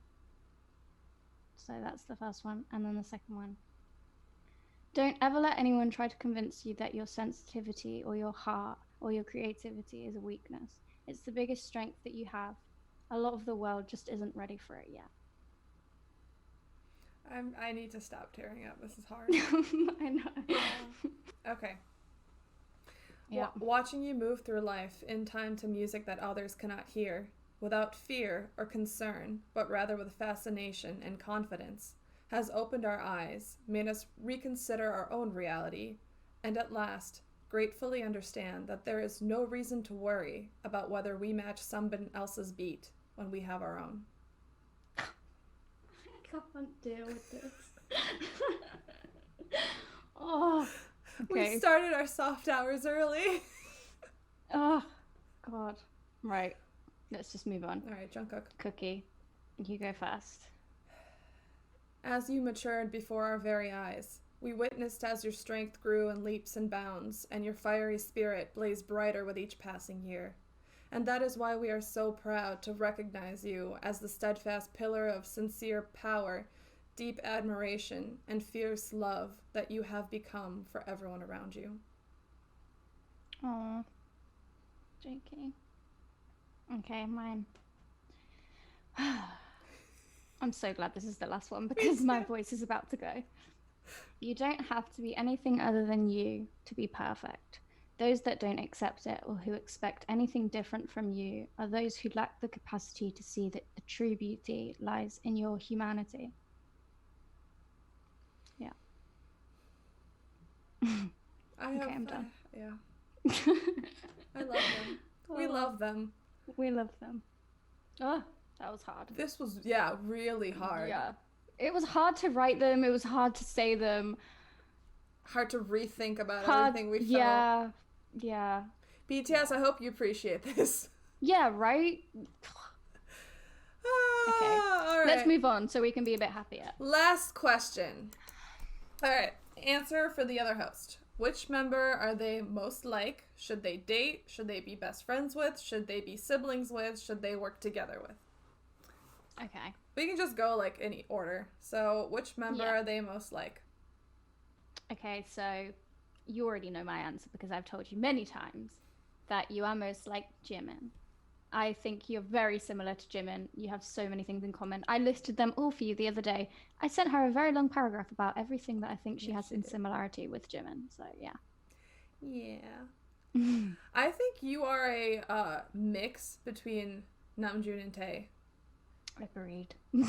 Because I think you are this philosophical humanitarian like Namjoon, but I also think that you have the bleeding heart and sensitivity of Taeyoung. Yeah, I would agree. Okay. I've already told you why, but I could say it on the recording just for relevance. Just your strength of character, your compassion for those that you love, and your savagery for anyone that is against that or who tries to hurt the people you care about, and just your ability to do anything you want to, and just your force of will. Yeah. Paraphrasing.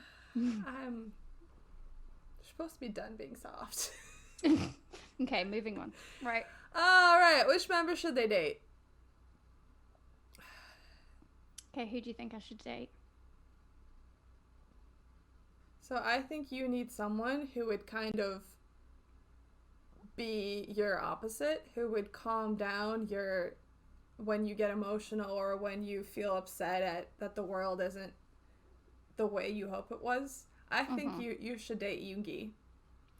You know, Yoongi would be the person that I would typically go for. I think I've said this to you before, like Yoongi is the type of person I would date. So, yeah, I can understand. I would love to date Yoongi, so. No complaints. Yeah. I feel like I'm very much like, I float in the air. I'm not tethered. And I feel like would have a great way of grounding me. Yeah, he would just grab you and be like, okay, not so fast. Pull you back down. Yeah. We'll do that later. Yeah. Okay, so I think that you should date JK. I think that you would bring out the best sides of him and he would bring out the best sides of you. I think that's why I've picked him, because I feel like you could be really like lighthearted and playful and fun with him, and he would feel very like, I don't know, like grounded again. Like I feel like you would ground him very well and would take care of him in the way that I would be like, all right, Sparky, we'll do that later. Yeah, okay. All right. Be best friends with. Am I starting? Yeah. I'm thinking. Hold on. I know who I think for you. I think you should be best friends with Hobie. I think Hobie would be the perfect friend for you. He would just make you happy all the time. Oh, really? Yeah, Hobie would just be the best friend for anyone. Everyone should have a friend like Hobie. Yeah. Yeah. I just think he has such a free spirit and he's not afraid to be silly. And he is emotionally in touch with himself, and he's very warm, but he's also can be very strict. And I just think that would be good for you. And I understand why you think it's good for me, because I think it's both of our strongest qualities combined in one person. Yeah, agreed. Yep. Okay, Hobie, everyone's best friend. We've been new. Okay. Which member should we be siblings with? I already know my answer. We've talked about this on our Would You Rather. I had to though, because I wanted to include every member. Did you not write notes for this? I wrote notes for this. Nope, I wanted to do this one off the cuff. Okay, fair. Well, I wrote notes. I chose two for you. Jin, of course. You'd be a great older sister for Jin, but also I think you'd be a great sister for Tae. I think you'd be a really good older sister for Tae. Be like, Yeah. Tay, honey, no, come over here. We're doing stuff now. I think, I don't know. I think you would just give him so much love, but also so much just sort yourself out. Structure. Yes, structure. I'd be gentle about it. I'd be like, what are you doing? No. Okay, well then for you, I was actually stuck between two because Jin as well. Because I think if Jin was your older brother and you were trying to be emotional about something, he would just be like, what are you upset about? This is dumb. Yeah. Yeah. Same. And he would like to like do pampery things together with you. And like you'd be stressed out about something and he'd be like, don't stress. Let's go Let's play a game. Yeah, or let's go get a massage. Like what's the issue? And then also Namjoon. Because like I think he needs someone who he can talk at length about all of the things he feels about the world and to just nerd out together with someone and not feel like he was being judged. And I think that you would be really good for that. Except that I want to marry Namjoon too badly for him to be related to me. Fair. Okay, so finally, who should they work with? So I have two for this one as well. Yoongi and Namjoon. I think you'd work very well with both of them because they're both people that get shit done. And I think you are good with that kind of person, and you also can like match them to the same extent. But you could also go for nice little coffee breaks where you could just like let's just like sit and talk for a while, like relax. Or just bitch with them and just be like, lay it on me. I want to hear your rant, bitch. Yep. Yeah. So those two. Aw, I like that.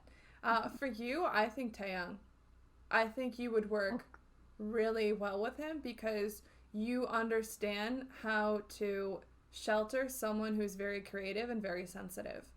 So you would be able to, and you would also at the same time, I think you're a little more grounded than Tay, so you would be able to bring out the best in him and help make it a reality while still talking to him in a way that wouldn't hurt his feelings.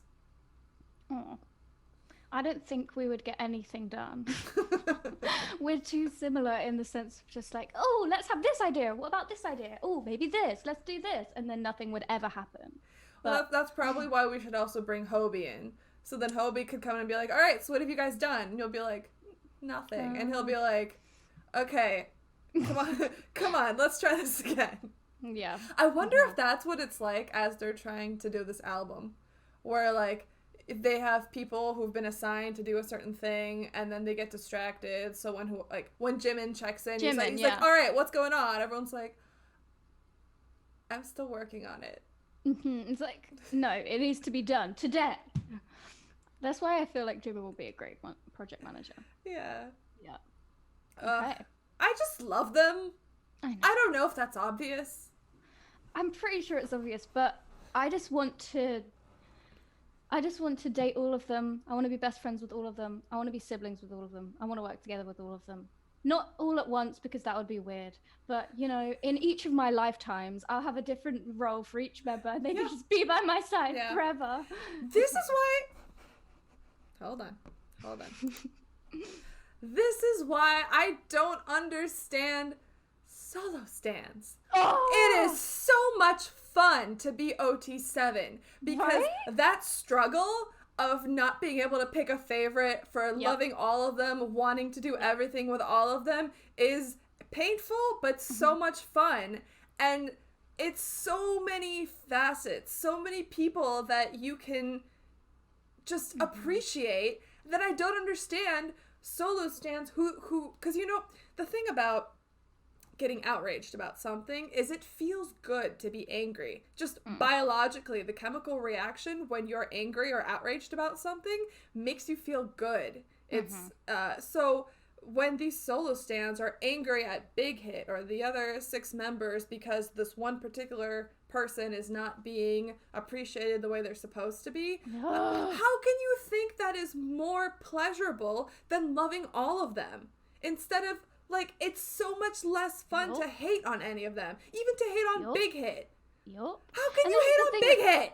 I don't know. I love Big Hit. Everyone needs to shut up. I love Big Hit. Like, when you love all 7, it's like, oh, okay, yeah, maybe this didn't happen for that member, but they got it in the other one, and this member got to shine in this video. Isn't that great? Like in Black Swan, it's like, oh, well, you could be like, well, Hobie's a great dancer and Hobie didn't get a spotlight, but Jimin got a spotlight. That's really nice. They don't all have to be spotlighted all the time. If you love all of them, then you can be happy for any of them when they get spotlighted. It's fine.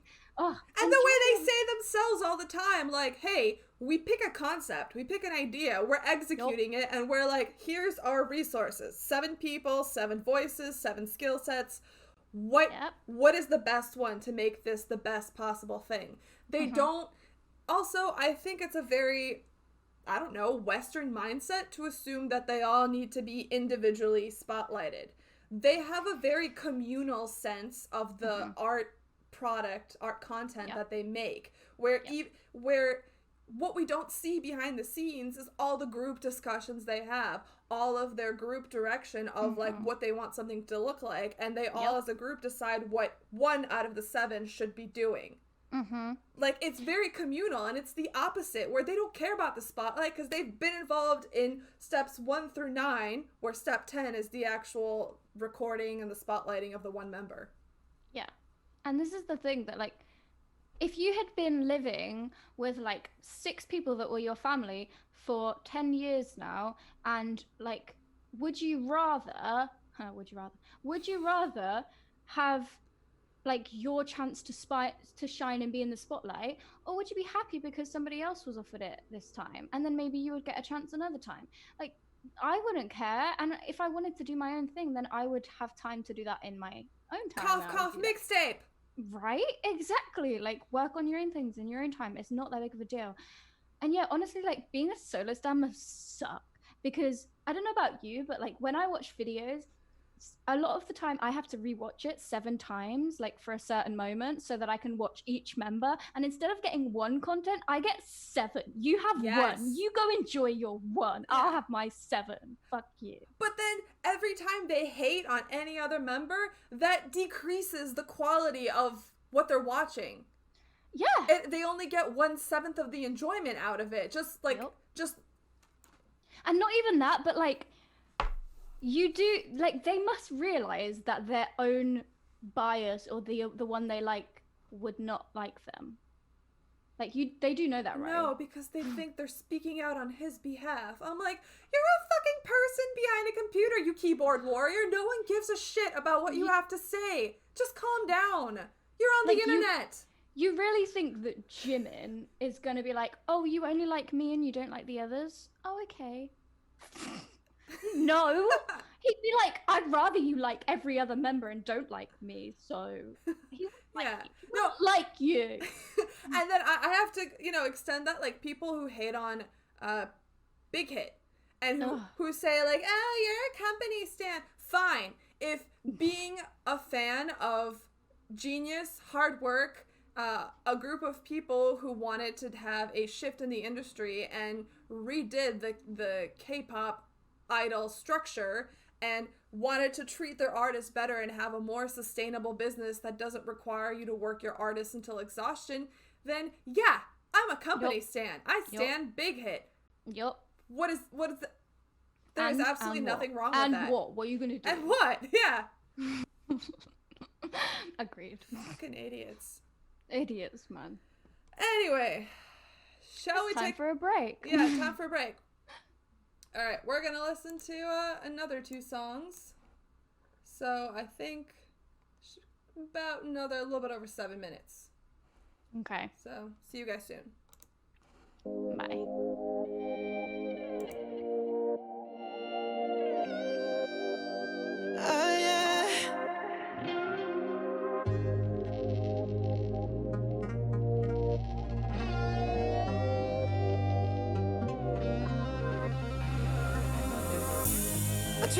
그보다 더 빨리 오늘이 가면 같아. My life is up in a movie out of time. 해 뜨는 곳으로 달렸어 every single night.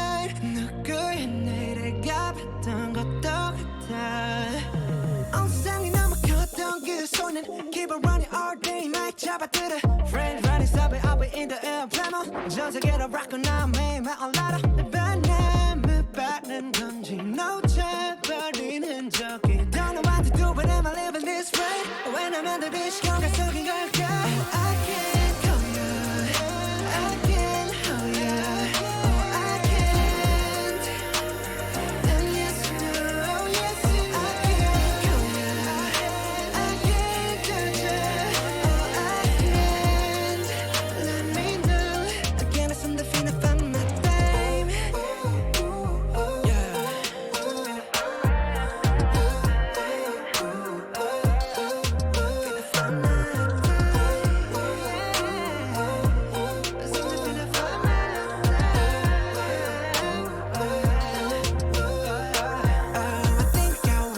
yesterday cause everybody walked too fast 나도 모르게 가버린 어린 날 길을 잃어버린 어린 아이처럼 This got me out just tripping 상상되는 이 느낌 Don't know what to do with am I living this way When I'm under this 시간가 속인 걸까 I can't call you I can't hold you Oh I can't And yes you do yes you do I can't call you I can't touch you Oh I can't Let me know Again it's on the feeling of my time Yeah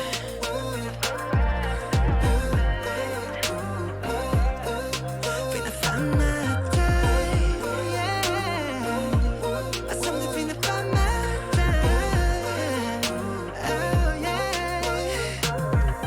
때론 나의 숨을 길 때면 모자는 쓰고 계속 달려 Yeah I don't know where I go Even if it's opposite of sun One time for the present Two time for the past I've been down with each other Now to the very end I will call you I will hold you Oh I will And yes you know yes you know I will call you I will touch you Oh I will And you know Can I something feel about my time Yeah Can I something feel about my time Oh my time Yeah For my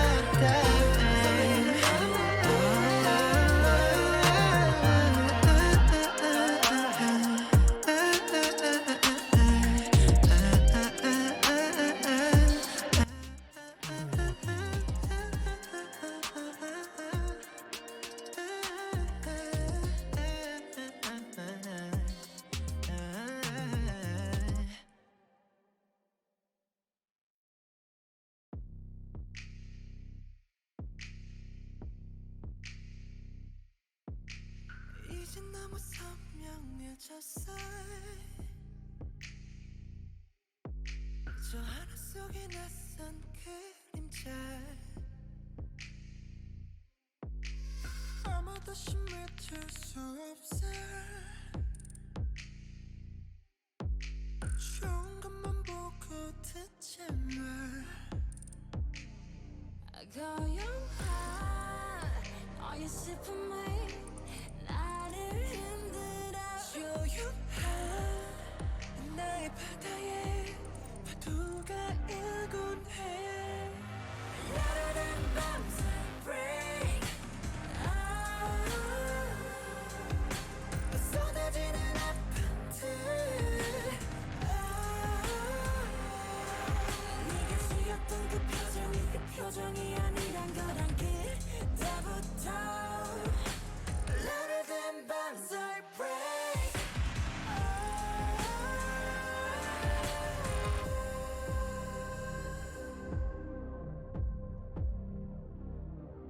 Baby I'm nothing more than nothing brighter than the light Don't you want anything from me You say I'm something more than something brighter than the light Don't you give up your life Here I stay, cry, spit better days Every day in maze, wonder if this is my place Where's my way? It's kundalini ground 홀로 무너지는 중력 Louder than bombs, yeah I want to tell you 어둠은 말해 어디라도 있단 게 두려워 말아 어떤 밤이 날 삼켜도 나 포기하지 않아 No we are fire we're shine 너와 나 함께 느껴 슬픔과 고통 우연한 계절대 아냐 Yeah we pick the sky Never been once I say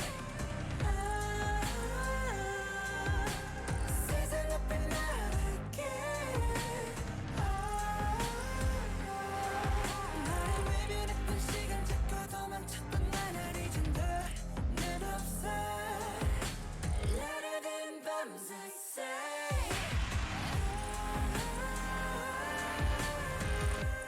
사람들은 뭐 우리가 괴롭대 내가 진 pain 의심이라고 해 No matter what I do Don't be 구르네 우리가 아니면 그래 누구야 근데 사람들은 뭐 우리가 괴롭대 내가 진 pain 의심이라고 해 No matter what I do Don't be 구르네 우리가 아니면 그래 누구야 근데 나를 밤새 say 너와 내게 약속해 어떤 파도가 덮쳐도 우린 끝없이 널 향해 노래할 거라고 라라된 밤새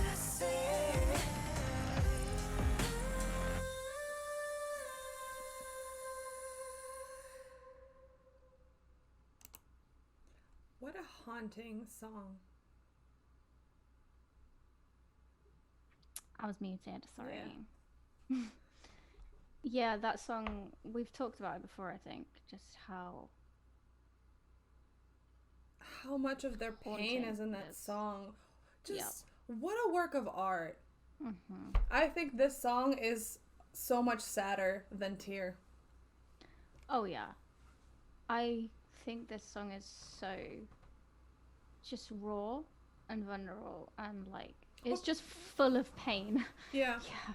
Well, also because you know what? It's very uniquely their problem from their position. So it's not something that feels like it's recreating Yeah. any other idea.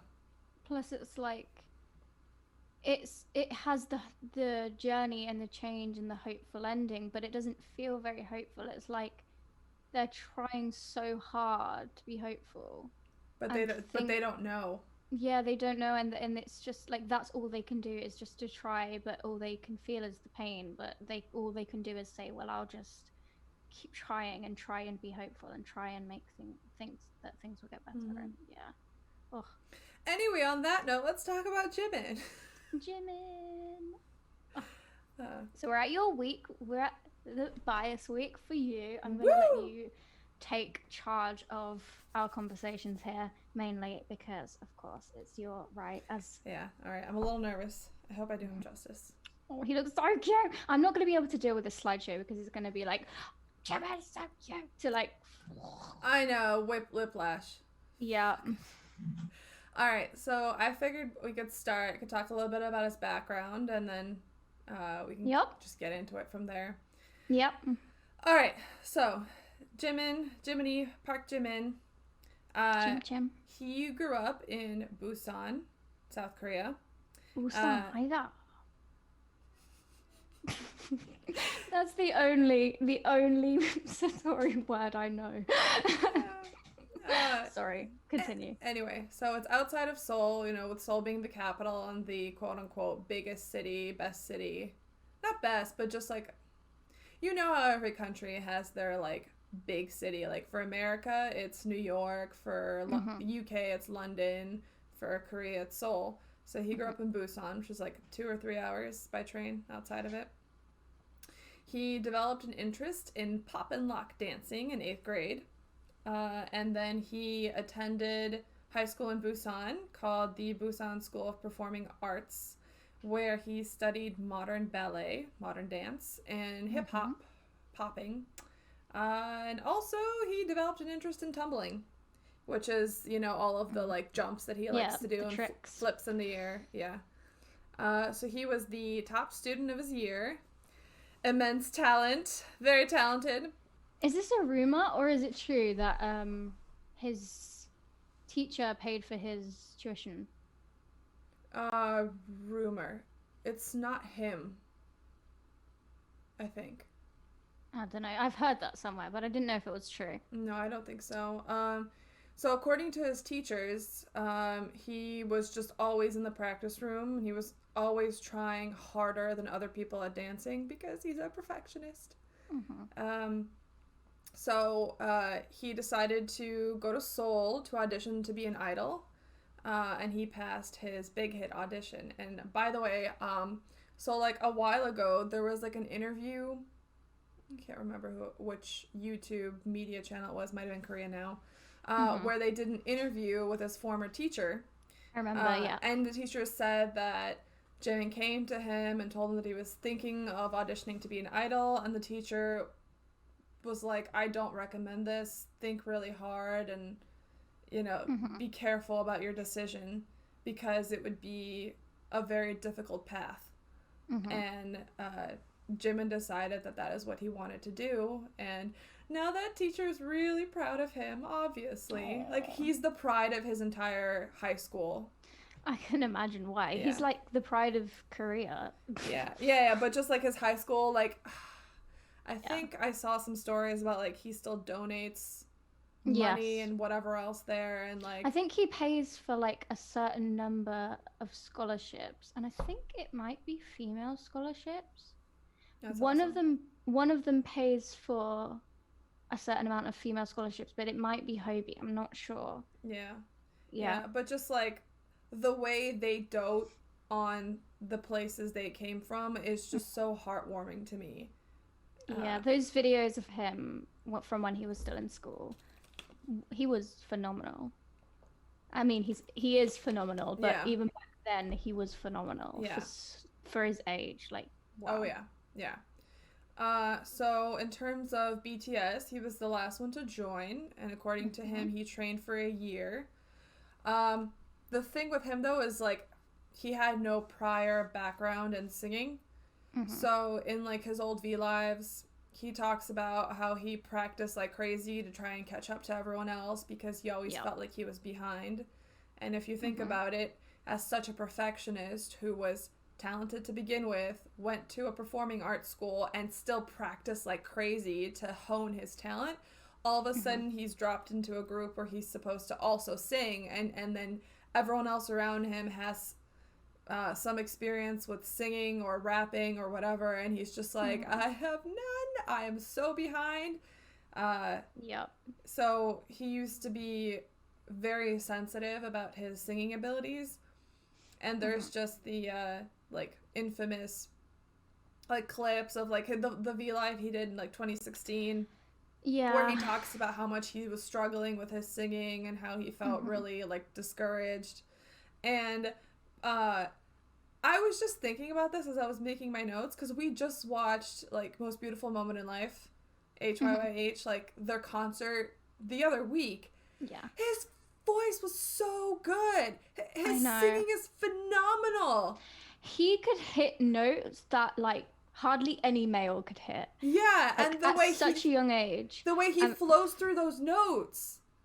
Yeah, and his tone and his ability to stay on pitch, like he was pitch perfect during that performance. I remember watching it like the whole show when we were watching Bang Bang Con, and I was like, Jimin is pitch perfect on every note. Like he's insanely good. Yeah, and it's actually one of my notes, how much I hate the narrative of the fact that Jimin is a weak singer or he can't perform live as well as other people, because it's not true. That is just like, that's a narrative that's been going around because of people that hate on him, and it's so not true at all. Like, I like how we have this picture of him with a gun as you say that. Yeah. But yeah, like, I think it makes a lot of sense why he would feel that way and why he would be so sensitive about his voice, but he really had no need to be. No, he still doesn't. He just gets even more phenomenal with time. Yep. So his initial stage names included Baby J, I remember, Baby G, and Young Kid. And okay, I can understand Baby J Baby G. Who the hell came up with Young Kid? Young Kid sounds like a rapper name. Yeah, but like, as opposed to what? An old kid? Yeah, true. Also, none of these names have longevity because as he continues to get older, his name would be very weird and it would just make him feel stunted. And like that reminds me a lot of I've told you a couple times that I've been going on binges of like the old videos and watching up to date. And Jimin goes through this phase of like when he first debuts, he's the baby. Like he uses his charm and his cheeks and his cuteness. And then when they get to like kind of boy in love era, he's like, I want to be a man. I'm a man. I don't want to be cute anymore. I want to be manly. And like he's so flirty and like and it's so funny. I think he even says in one of the lives, like, oh, I don't want to be just cute anymore. I want to show you different sides of me. I want to be something else. He wants to be a human, not a cardboard cutout of a human. Yeah. So those names would not have stayed with him. He would have gotten to like boy in love era and hated that name so much because it would have like forced him into this category. Yeah. Can you imagine the way he would have been received with that name in like America, for example? Like, oh, is he the baby of the group? No, he's the third youngest. Oh, yeah, well, right. then why is he the baby? Yeah. Anyway, so speaking of babies, he also has his own younger brother by like IRL, who is the same age as Jungkook. So, I think he just dotes on Jungkook a little bit because of that as well. Obviously, he dotes on all of them. Yeah. But that especially. So that is his background, and then obviously through the years he has just he's honed his dancing, he's honed his singing. He's incredible. I love him. Yeah. That's the background section. Did you have anything else to add to that? No, not in terms of background. Okay. So I just figured we could talk about his personality traits a little bit. Yeah, well, we just go like point by point of things. Okay. So first thing I just wanted to highlight, because I relate to this so much, is that he's a perfectionist. Just like there is no critic as harsh as himself. No one will ever be as hard on him as he is on himself. He has a very high personal standard. And one thing that exemplifies that to me is like in one of his Vlives, he said himself that and in interviews, that he wanted to have a voice that people say, like, oh, he has a voice that touches and moves people. Like, what a high bar. Granted, he's exceeded it, but like to have that kind of self-standard is just incredible to me. And I mean, I think he's gotten a lot better at managing it. And like people who say he's insecure or like blah, blah, blah, that's a very old narrative now. And I think it's more that he's still a perfectionist very much, but like he knows his ability and his strengths and his weaknesses. And I think he's more happy with them these days, which is a character development I like to see. I would also say that it's he doesn't have a lot of confidence when he doesn't feel that something is the best. Like he doesn't want to it's the whole, dilemma of being an artist. You don't want to share when it's not perfect. And like in one of their other like Vlives, Taeyong used to say like that Jimin didn't have much confidence when they debuted. Not because of them, but because of himself. Like all of his criticism is always directed inward. And like another example that sticks to my mind is in like Burn the Stage, the YouTube documentary, where he was just really upset at his performance of Lie in Chile, I think. How he was just like, my voice cracked, my microphone fell, and like the staff with him is like, what are you talking about? Those are like such minute issues. No one cares. But he was just devastated because in his mind, where he wants to be and where he wants to be is this like such a beautiful ideal that he doesn't leave room for reality sometimes. Yeah, and I think it's very common with a lot of personalities where it's like, yes, I know that I don't need to be perfect, but I want to be perfect. But I Like, want to be. Yeah, I know I don't need to be, and I know that I shouldn't be down on myself, but I am because I want to be perfect. And that's just very common. And honestly, like, I feel like a lot of the ways people try to deal with that is like, you did great. You don't need to be perfect. There's room to fail, or like people don't notice. Like the best thing you can do for people like that, in my opinion, is just to be like, well, it's okay if you feel like that. Like it's fine. Like you can't win them all, but you know, like I don't know. Like instead of trying to say that there's a problem that you shouldn't be striving for perfection, that you should look at it in a different way, to be supportive of the fact that these people are striving for perfection and that's okay. And yeah, it might not be healthy, but like just to reassure that it's okay anyway. Like Yeah. I agree that you shouldn't tell people, like, no, don't strive for perfection. It's like, yeah, okay. yeah. The way I usually like it when people tell me that is, like, don't tell me if I say it wasn't perfect. Say, minimize the imperfections. Say, like, yeah, I vaguely noticed, but I only noticed because I know what your performance is supposed to look like. The average person wasn't looking at your hand when you did this. They were looking at your face, so it was missed. Or say, the audio quality wasn't, like, accurate enough to hear your voice, like, change pitch for a minute. Like, minimize the mistakes that seem so gargantuan in their minds to be like, yeah, sure, it happened, but it wasn't as big as you think it was. I tell you what, the other thing that I love about Jim in regards to this is the other side of it is when he knows he's got it bang on, everything perfect, how much he owns that shit. Like, yeah, I got everything right today. Everything was perfect. Go me. I love when he's feeling himself. Like in concerts when he's just having a good concert. Yeah. And he's just like, you know, dancing and feeling himself on stage, especially when they have their like free for all and songs. And all those like fan cams, there's just so many of them where he's just like, I'm owning this, and everyone's like, we agree. And that's why he has such charisma and sexual like energy about him, because it's not that he's trying to put on something for other people. It's like, yeah, I know I'm doing great. I know I'm singing great. I know I look good. Like, and that confidence is what's so sexy about him. It's magnetic. What's so appealing. Yeah, exactly.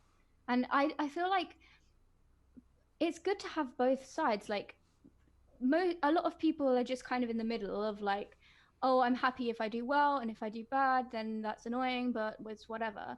And then you have people like Jimin, who is like, if I don't do what I want, I'm really devastated about it. But if I do what I want, I will literally own that and be so happy about it. So like, it doesn't mean that one of those ways is wrong and one of those ways is right. Like some people live in extremes, some people don't. It's just life, and that's okay. I live in extremes. I relate to him completely. Same, I do as well. So Woo! maybe not in the exact same way. Well, no, you know what? I do relate to that a lot as well. Extremes for the win. Yeah. Okay, random side thing he likes to do. He likes to run his hands through his hair. I don't know if you've noticed. I like to flip and put my hands in my hair all the time too. And I didn't really notice that about myself until I was watching like all those times when like all the other members make fun of him. They're like, Jimin's with his hands in his hair again. And then I was just, as I was watching that, I was going like this, and I was like, nice. Oh. I only realized after we started doing these podcasts, because I don't see myself throughout the day, but I always wet my lips as well, like Taehyung does, like stick out my tongue, and I was like, hey, I never knew that.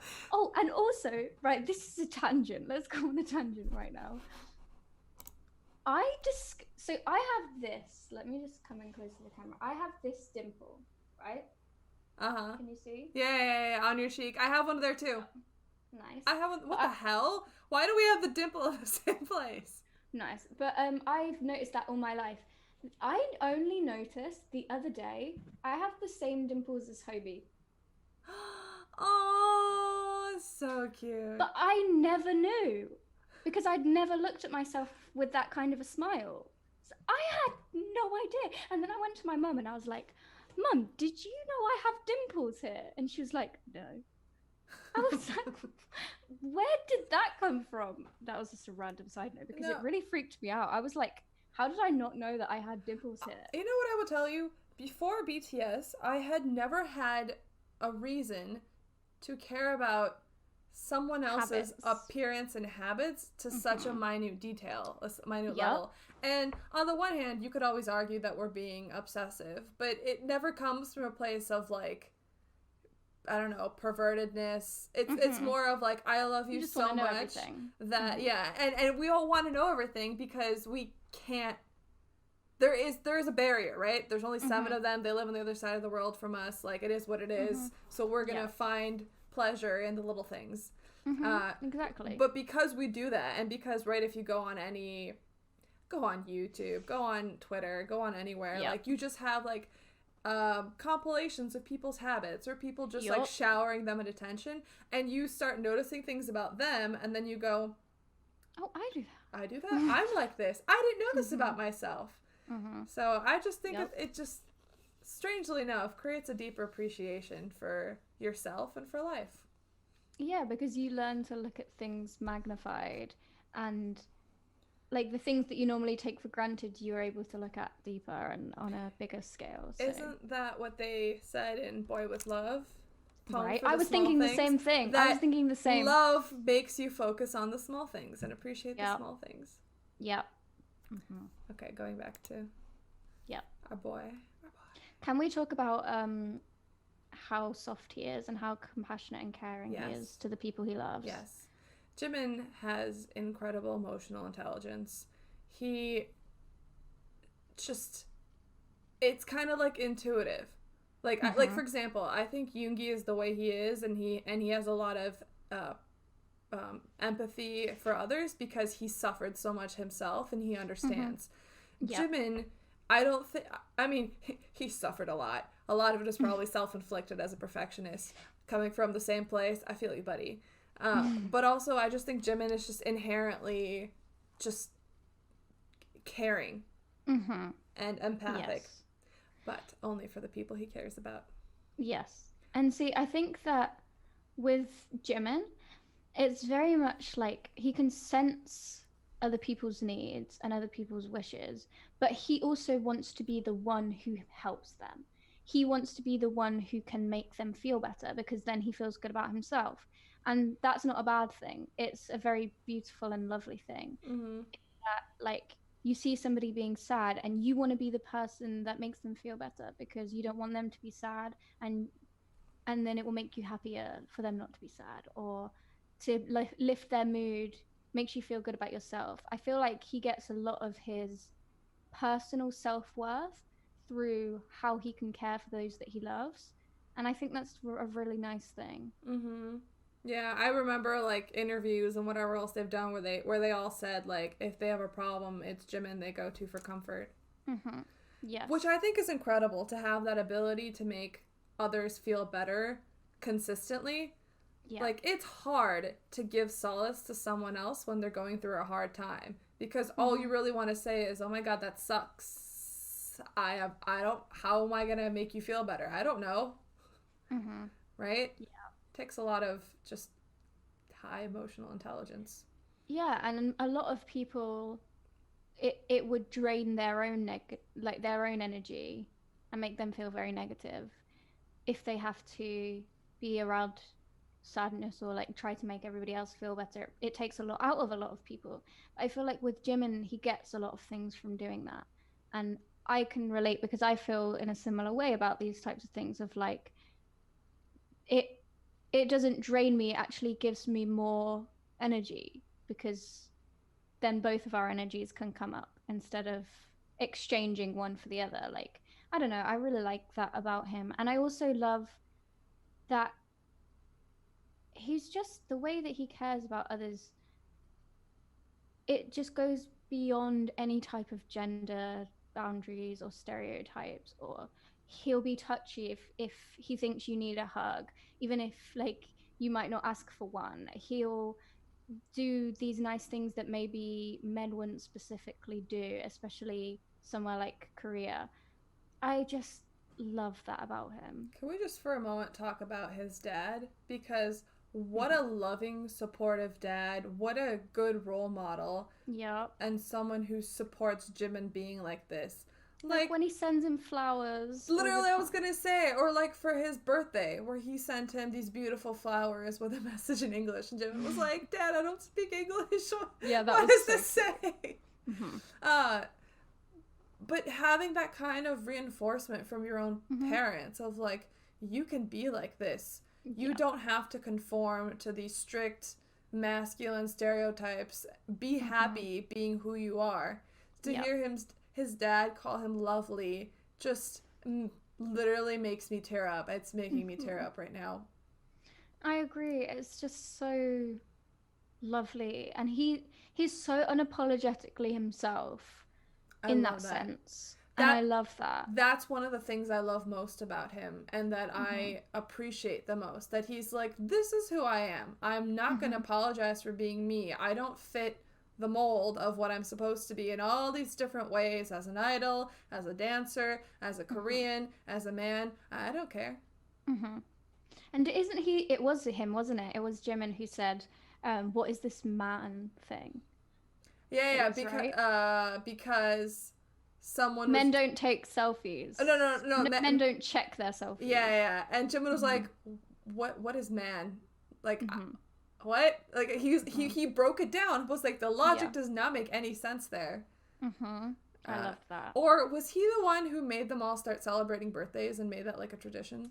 Yes, and he said we have to get each other gifts and cakes and And I think that is so awesome because can you imagine a world where they weren't like that with each other for all their birthdays? I feel like that brings them closer so much. Yes. And this is the thing, like a bunch of normal lads who live together away from their families, they wouldn't celebrate their birthdays. They'd be like, oh, happy birthday, man. Here's a birthday punch. Cool, let's get drunk later. That's it. But like, it's so much more meaningful and caring to get each other gifts and really celebrate it and have a cake. And maybe they don't do it as much anymore, but... Did you see the recent... I think it was a recent Bangtan Bomb where it was Jin's birthday and it was at they were on his birthday on December 4th. They were at Mama, so he just keeps walking around saying it's my birthday. He's like and he's like Jimin, did you get me a cake? He does. I can't remember. He does or does not like chocolate. He does not like chocolate. Yeah. So yeah. I think so. He's like, I want cream. I want like fresh cream. And Jimin's like, I'm working on it. It's a little hard right now. We're in fucking Hong Kong. And he's like, okay, cool. Make sure you get my birthday cake. Oh my god, I loved Jin in that video. It was the best. Yeah. But yeah, I think that Jimin brings kind of again, I like to use this as quotations, the feminine touch, like that is typically associated with females but shouldn't be. It's just caring, it's being open and inviting people in for a hug and paying attention to their feelings. Like that he is able to make everybody else feel comfortable to do that because of his ability to do it himself. And that's just lovely. It is. You know what else that does? It also makes him just very endearing. So the other members want to dote on him. Yeah. Like, I think some examples I have is like the way Yoongi praises him during the Burn the Stage documentary when they're like in the car and Jimin is feeling bad about his singing and not speaking about it, and Yoongi's just like sitting there and just praising him for it. You know, like because he knew what Jimin needed, or how like Jimin still shares a room with Hobie. Even though I think does anyone else still share a room? I think they do. I think they still share the rooms, don't they? Some of them are by themselves now. Oh, I don't know. But I just remember I think it's the Love Yourself movie where where Hobie's just like, Ooh, that picture is doing something to me. where Hobie's just like, I could live apart, but I don't leave. I continue to live with Jimin because he needs it.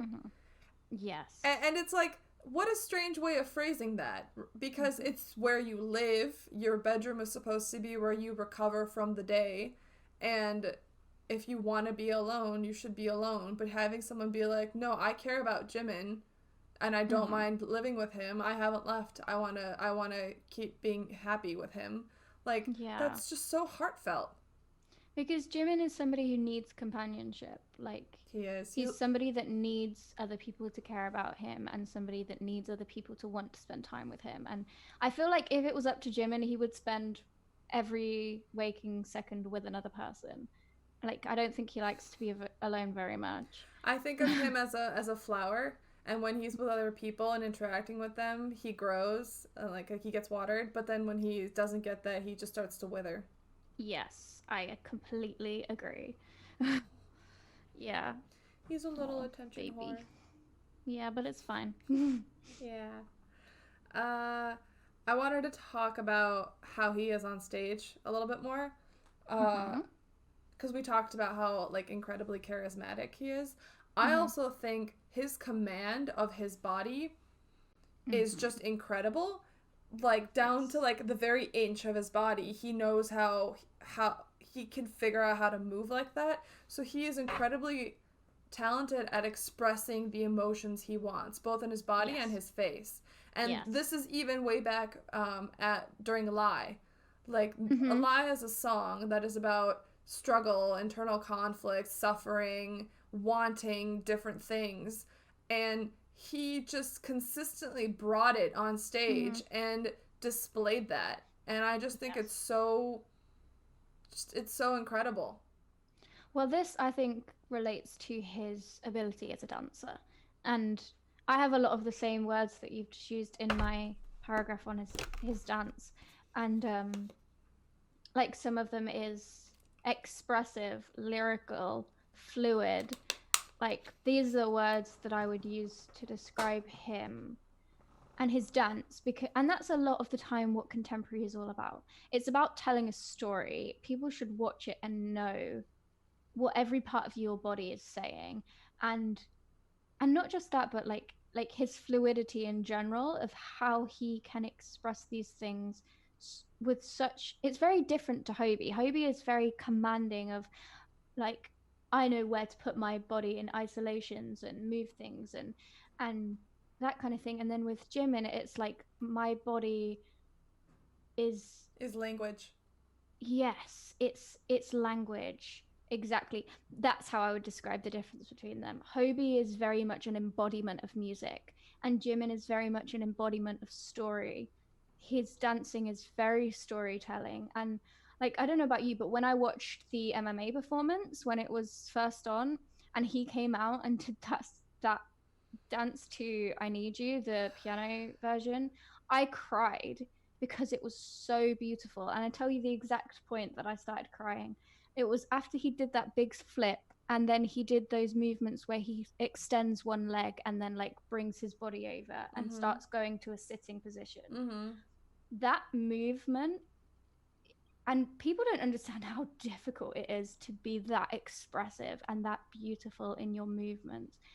That made me cry. It was so beautiful. Yeah, I love contemporary dance as well. It's my favorite style of dancing. And yeah, it just took my breath away. I think his talent as a dancer, for whatever reason, was being underutilized a bit in the way they were just doing their music. It's like no one's fault. But what made me very happy was in the final for Love Yourself in Seoul, where they made the VCR where it's supposed to be him and Namjoon, they changed it, and in the new one he's dancing.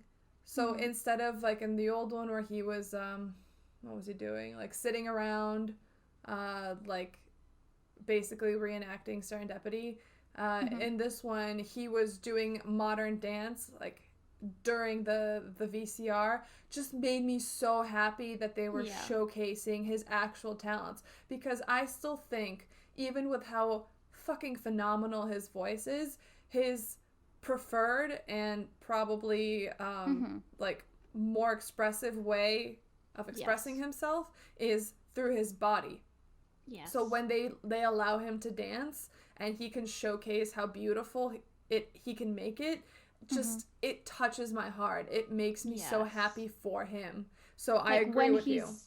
When he's able to just dance with no singing, like just those, we don't get it very often, but very occasionally we get to see that, and it's just incredible. I love contemporary dance so much, so I love that. Also, what was it? Like in terms of, like, he can do any style of dance. Like he can do hip hop very, very well, popping, locking very well. But even when he does like hip hop, the thing that always gets me about his dancing is when he does those, like, I don't know how I would describe it, but he used to do it a lot in like the earlier videos, or when they used to freestyle and things, and it would be almost like a wave, like types of waves of, I'll have to find an example and post it for exactly what I mean. But it's that specific thing about what he brings to that style of dance that's just very different. It's very cool and flowy, and it's something you don't normally see in that style of dance. So it's very specifically him, and I love that. Yeah.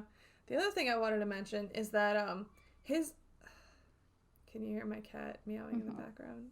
Yep. My little kitten is at the door and she desperately wants to be let in, but if we let her in, she will then claw at the closet door, and then if I open that, she'll claw at the boxes in there, so I don't know what she wants. We're keeping her outside. The thing I wanted to say is that he has a crazy fast way of learning choreo, which just shows you how talented he is and how much experience he has with dancing, to be able to see someone do a move and be like, okay, I think that's like that, right? And it is. And the example I'll use is, I think it's on Memories 2018. There's a behind the scenes of them getting ready for Festa. And that's the one where he did the Michael Jackson Black or White dance with Jungkook. And so there's like a video of him just like coming into the dance studio, and like the other dancers are there, and he's like, okay, yeah, I'm here, what's the dance? And they teach it to him, and like he learns it, and then he's like, okay, and then JK comes in and they practice their like, you know, they like take off their jackets together in that choreo, and it's just like you can see how quickly he learns all of it, and it's just crazy to me. Like, it really... We even saw it in them playing Just Dance. Like, you saw it easily. Like, he just picks up on things very well. But I think not only that, but, like, he always adds some sort of emotion into it, which is, like, whether that be anger or passion or sadness. Like, there's just an emotion to his movements. It's great. And that's why I say that it's more personal, or a better depiction of his identity, because he doesn't just go, I'm dancing, he goes, I'm feeling my dance. So he's expressing his insides as he dances and projecting them outward. That's why for me it just feels so much more personal. I think it's probably because with his voice, I feel like he probably finds it a lot harder to get a song right than he does to get a choreo right.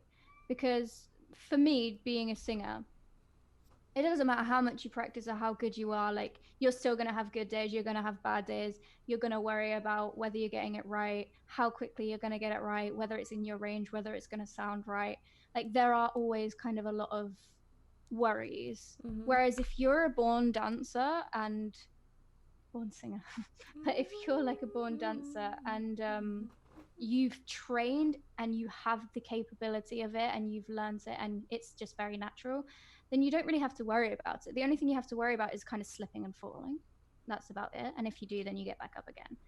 So I feel like being a perfectionist, it would be much easier to feel confident and feel comfortable in your dance than it would in your voice, because voices are very I will things. unfortunately counter that and point out all the times where we've seen them in documentaries where they're in pain and hurt, and especially him. Well, yeah. Where his body is just unable to comply with what he wants from it.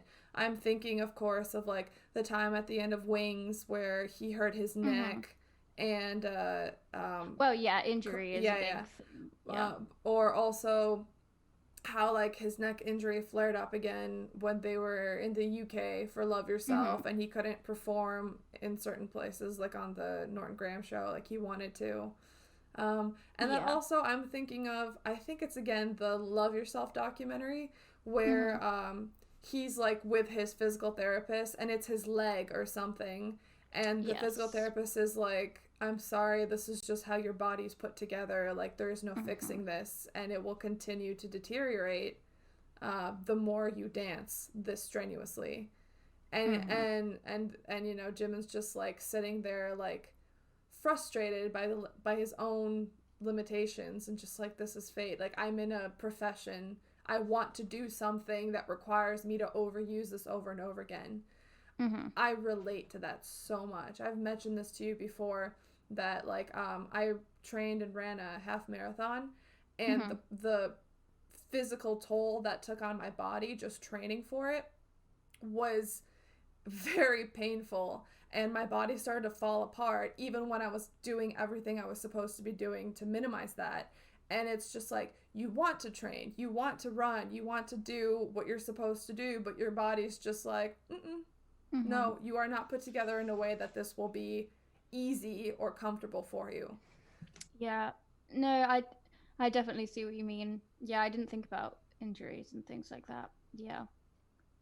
Yeah. I think it's just, you feel when you're on your A game, when you've trained and you're performing and it's so phenomenal to be a god on stage, to then be constrained by your physical limitations in your muscles, in your voice or whatever, just feels like someone shot off your wings and you've plummeted back to earth.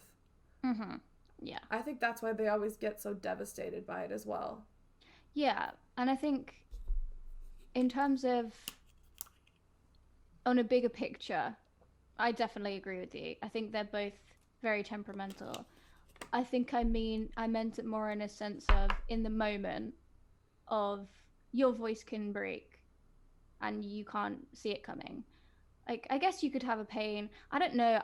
I'm speaking on it as a singer rather than like, I'm not a dancer. I used to dance, but not to the same extent. So I guess I wouldn't really know that side of things. But I just know as a singer, it's very temperamental. Anyway, let's talk about his voice some more. His voice. I just love how purely unique it is. Yes. You know that it's Jimin singing if he is singing. If something played, you would know it was Jimin straight away. And that's a very special thing to have.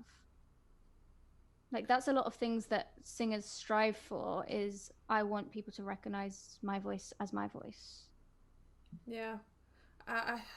Didn't we talk about this where we said that like to be a memorable singer doesn't mean you have to have the loudest, most like perfect, like intense voice. You need to have a voice that touches people, that emotionally connects with people. Yes. That makes them go, hey, I know who's singing, oh, I love this. Not, oh, wow, like that's a really great ad-lib there. Yes. Like, the technique is always second. Like, I'm not going to name any names, but I know a lot of very technically good singers that I just feel nothing when I watch them sing or when I hear them sing. Same. It doesn't mean anything. It's just, okay, cool. You practiced a lot. Nice. And I don't know, it's just the people that I connect to the most, their voices are those that connect with your heart. Yes, connect with your heart and goes straight through you. And that's something Jimin does very well. I don't speak Korean, but listening to Filter without the lyrics. I know that it's sensual and he's trying to be playful. Like listening to Serendipity, it sounds very larger than life and just tempting and soft and can we talk about Filter and his voice? So that is like the first time I've heard him sing falsetto and then drop and give you like a nice little short phrase in his deep voice and then go back to singing higher. Like the first time I heard that, screamed. It tickled me like on my insides. Not where you're thinking, but just like on the insides of my ears. I was like, what am I hearing? I just feel like someone touched me. Like, oh boy, this is really... I need you all to do this after this is over, and I need you to do it as well. I will try and find it somewhere, and I will post it, and I will send it to you. It's like a ASMR version of Promise, and it goes all around your head, and it like whispers all around you. It's the most incredible thing I've ever heard. I will find it, and you all need to listen to it because my God, it's amazing. Like it's like he's whispering in different, like, oh yeah, I'll find it. So all of those edits that armies make and like post to YouTube of like stuff like that, stuff like where they like change the music so it sounds like you're listening to it in an empty concert hall, or like, I love that, and I feel like that didn't really exist before BTS. Like, I don't know really, because I spent a lot of time on YouTube, and like other artists, like you'd hear their music, you would hear maybe like remixes from like just people the vocal. Yeah, but just like the amount of creative manipulation that people do to their music, just literally to provide greater enjoyment of BTS's music, is phenomenal. And partially it's because we love them so much, but also because they inspire our own creativity, and I love that. Yes.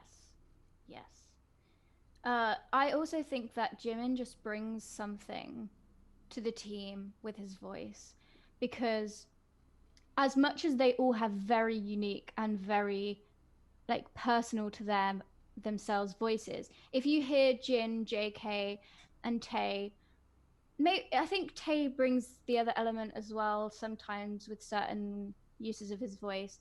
But like, if you hear the three of them together, it blends very well as a unit. But you can always hear Jimin, like, as a separate entity, like always. So I just feel like he adds such an extra layer to their sound that makes them not distinct. Many groups have. Yeah, and his voice just, you can pick it out. Like I say, like it's very different, and it's very. Like, I know a few male singers that have that kind of voice, and it's just really different, and I just love it. Yeah, it's great. I love it so much. So I'm cautious of time. Yeah. So let us speed round what we have written. All right, things we love about Park Jimin. Okay. His duality. Yeah. We've talked about it slightly, but he is the cutest little being I've ever seen in my life, and he is also the sexiest thing ever. And the way that he uses that to his advantage, because he knows both things is true. I remember seeing a video of him where he was like,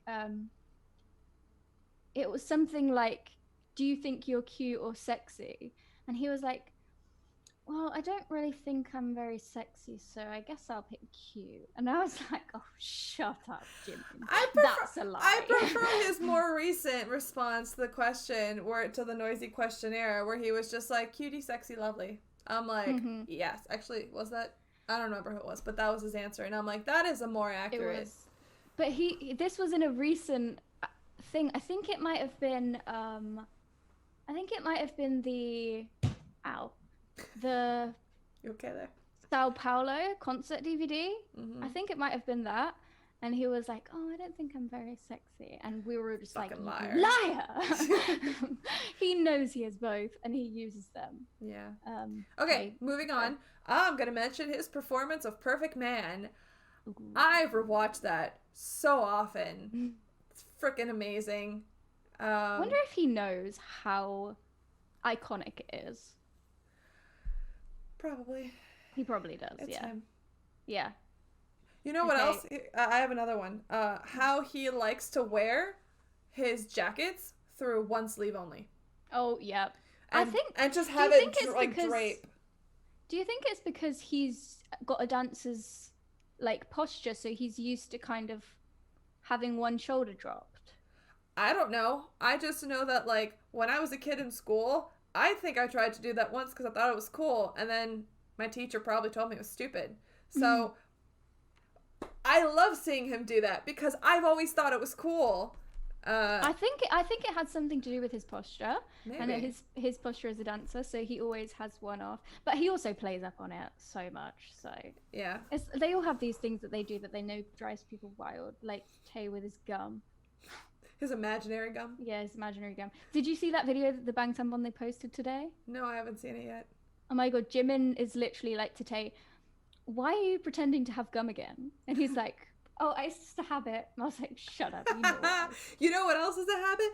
Jimin showing his shoulder and then being like, oh, it was an accident. It was an accident. Yeah. No, it's not. You think No. it's sexy. That's fine. We also think it's sexy.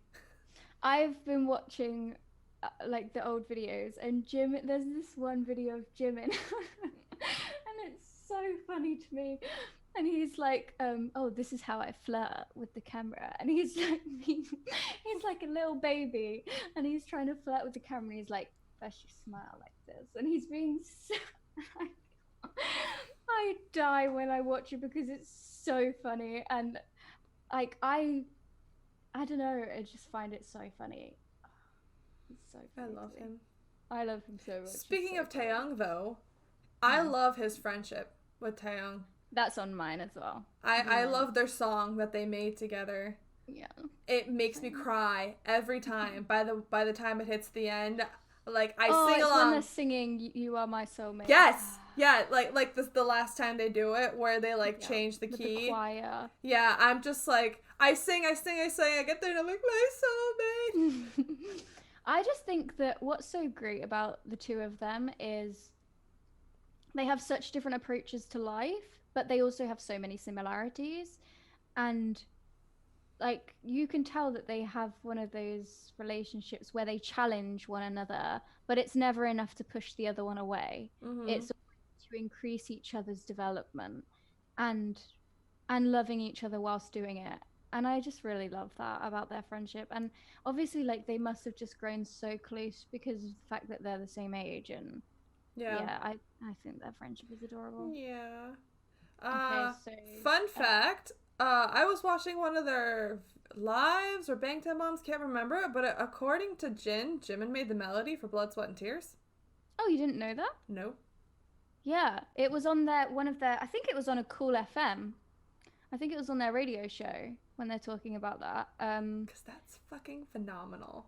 But this is the thing, like, there are so many things that we don't know about, like, which member contributed to which thing, because they've said it's like a song camp, isn't it? And then all their ideas get kind of mentioned. Sometimes the members don't even know, like, because there were members that were like, oh, really? That's mine? And they said that. And they're like, yeah. Or no, it's like, oh, Jimin wrote that? Oh, I didn't know. Yeah. Well, again, this goes back to the whole concept of, like, it's a communal ownership of the final Yes. product. So Exactly. they're not keeping a tally of how many Yes. seconds, who got what Yeah. in each song. No fucking pie charts are happening over there. Yeah. It's not like, oh, we'll have equal distribution of every member. It's like, well, which of these is going to make us all as a whole shine? Cool. Mm-hmm. All right. Do you have a thing? Yes. So, oh,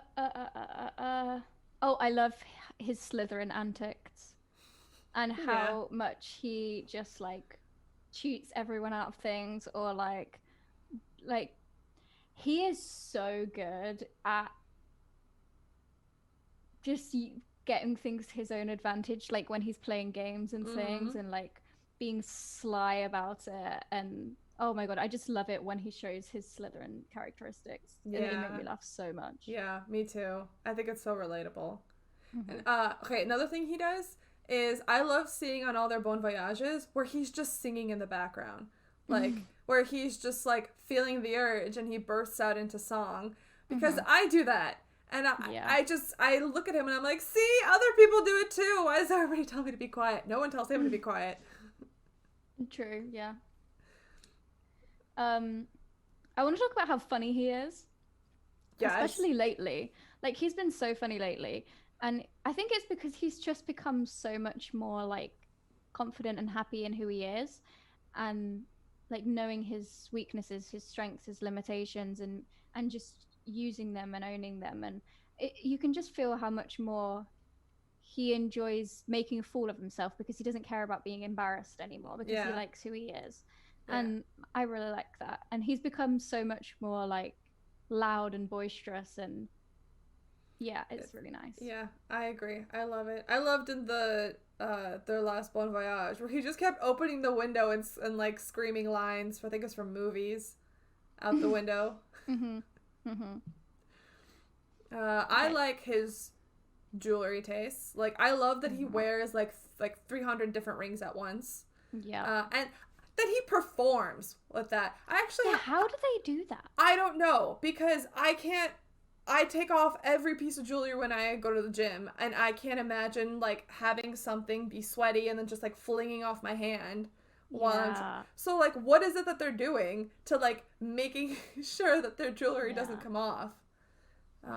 Speaking of jewelry, though, he used to have that necklace that said ARMY on it, but then he lost it.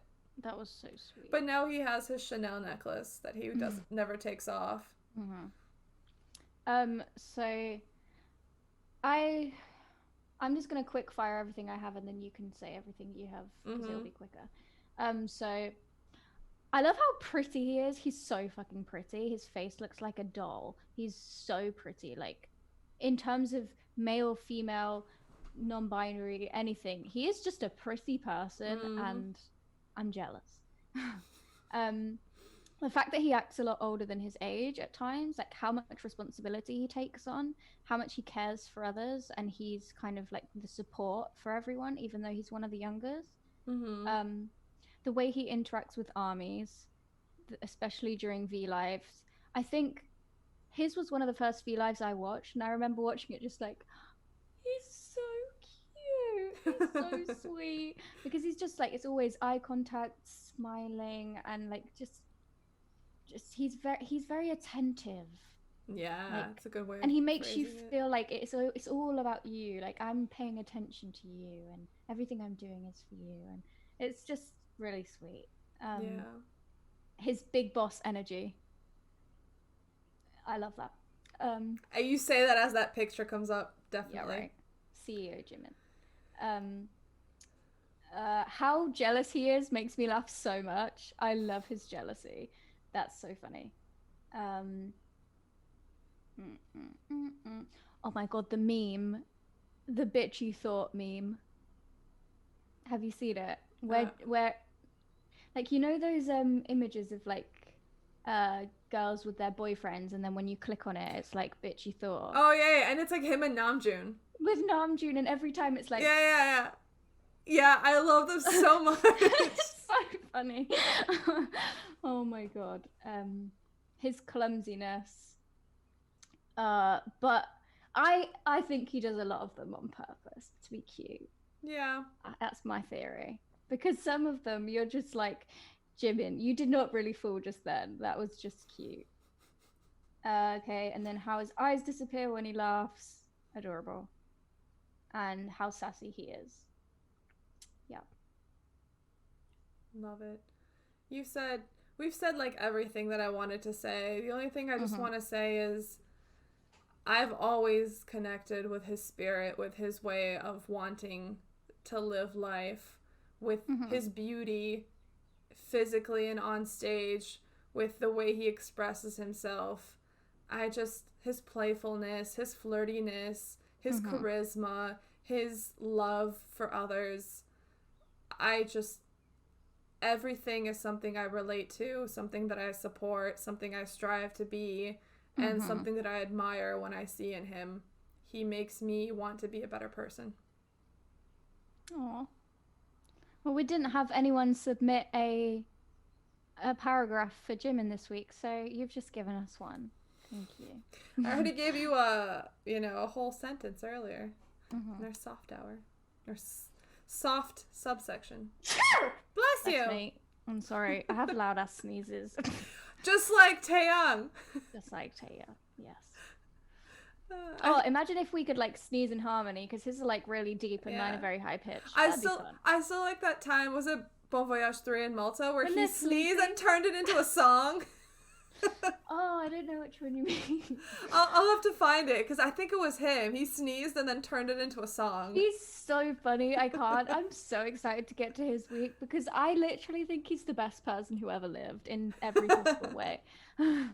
So, like, it just made me think of, you know, when he's walking in Bon Voyage 4 and he makes all of those, like, noises because he went horseback riding the day before and he's just in the middle of the street, walking down the street, making noises with every step and he just doesn't care. And I just love it. Okay. All right, so I think this has been a very long, not short at all, podcast. I know, we tried to cut it down so that we would have 2 different separate videos that would be shorter. What is this? I blame Army Recap, which took an hour. Yeah. I mean, it was 2 weeks rather than 1, so maybe we'll get a payoff this time. Maybe. We've been holding on to our thoughts for too long, and so they just came out on camera. Yeah, but I mean, I know that Sorry, you not probably, sorry. I know you guys probably won't complain because you like them to be longer, so yeah. Here you go. Alrighty, guys. Hey, well, just one more thing before we go. Looking at our adorable little Chim Chim. We love you, Jimin. We do. Oh, He's in oh, forever. he's so cute. I can't do this anymore. I've been tearing up like crazy this whole time. I know, right? Same. Let's move on. Yeah. Goodbye, everyone. Have a great week. Yeah, we'll see you next week with our music review. And we've got Taeyang. And Taeyang. Oh, wait, that won't be next week. That'll be the week after. Next week is the music review. Okay. Yeah. Are you ready to talk about putting a ban on all music that isn't BTS's, like Kim Jong-un? Yes. Nice. All right. Bye, guys. Bye. 혼자 주저앉아 생각만 커져가 언제부터 넌 날 아프게 했던가 너조차도 모르잖아 너도 아프잖아 cause you're mine I just wanna blow your mind 이렇게 넌 또 멀어져만 가는데 아무렇지 않은데 그렇게 말하는데 사실은 내가 그게 아닌가 봐 I want you to be a light baby You should be a light 더는 아프지 않게 네가 웃을 수 있게 I want you to be a night baby You could be a night 이 밤이 너에게 솔직할 수 있게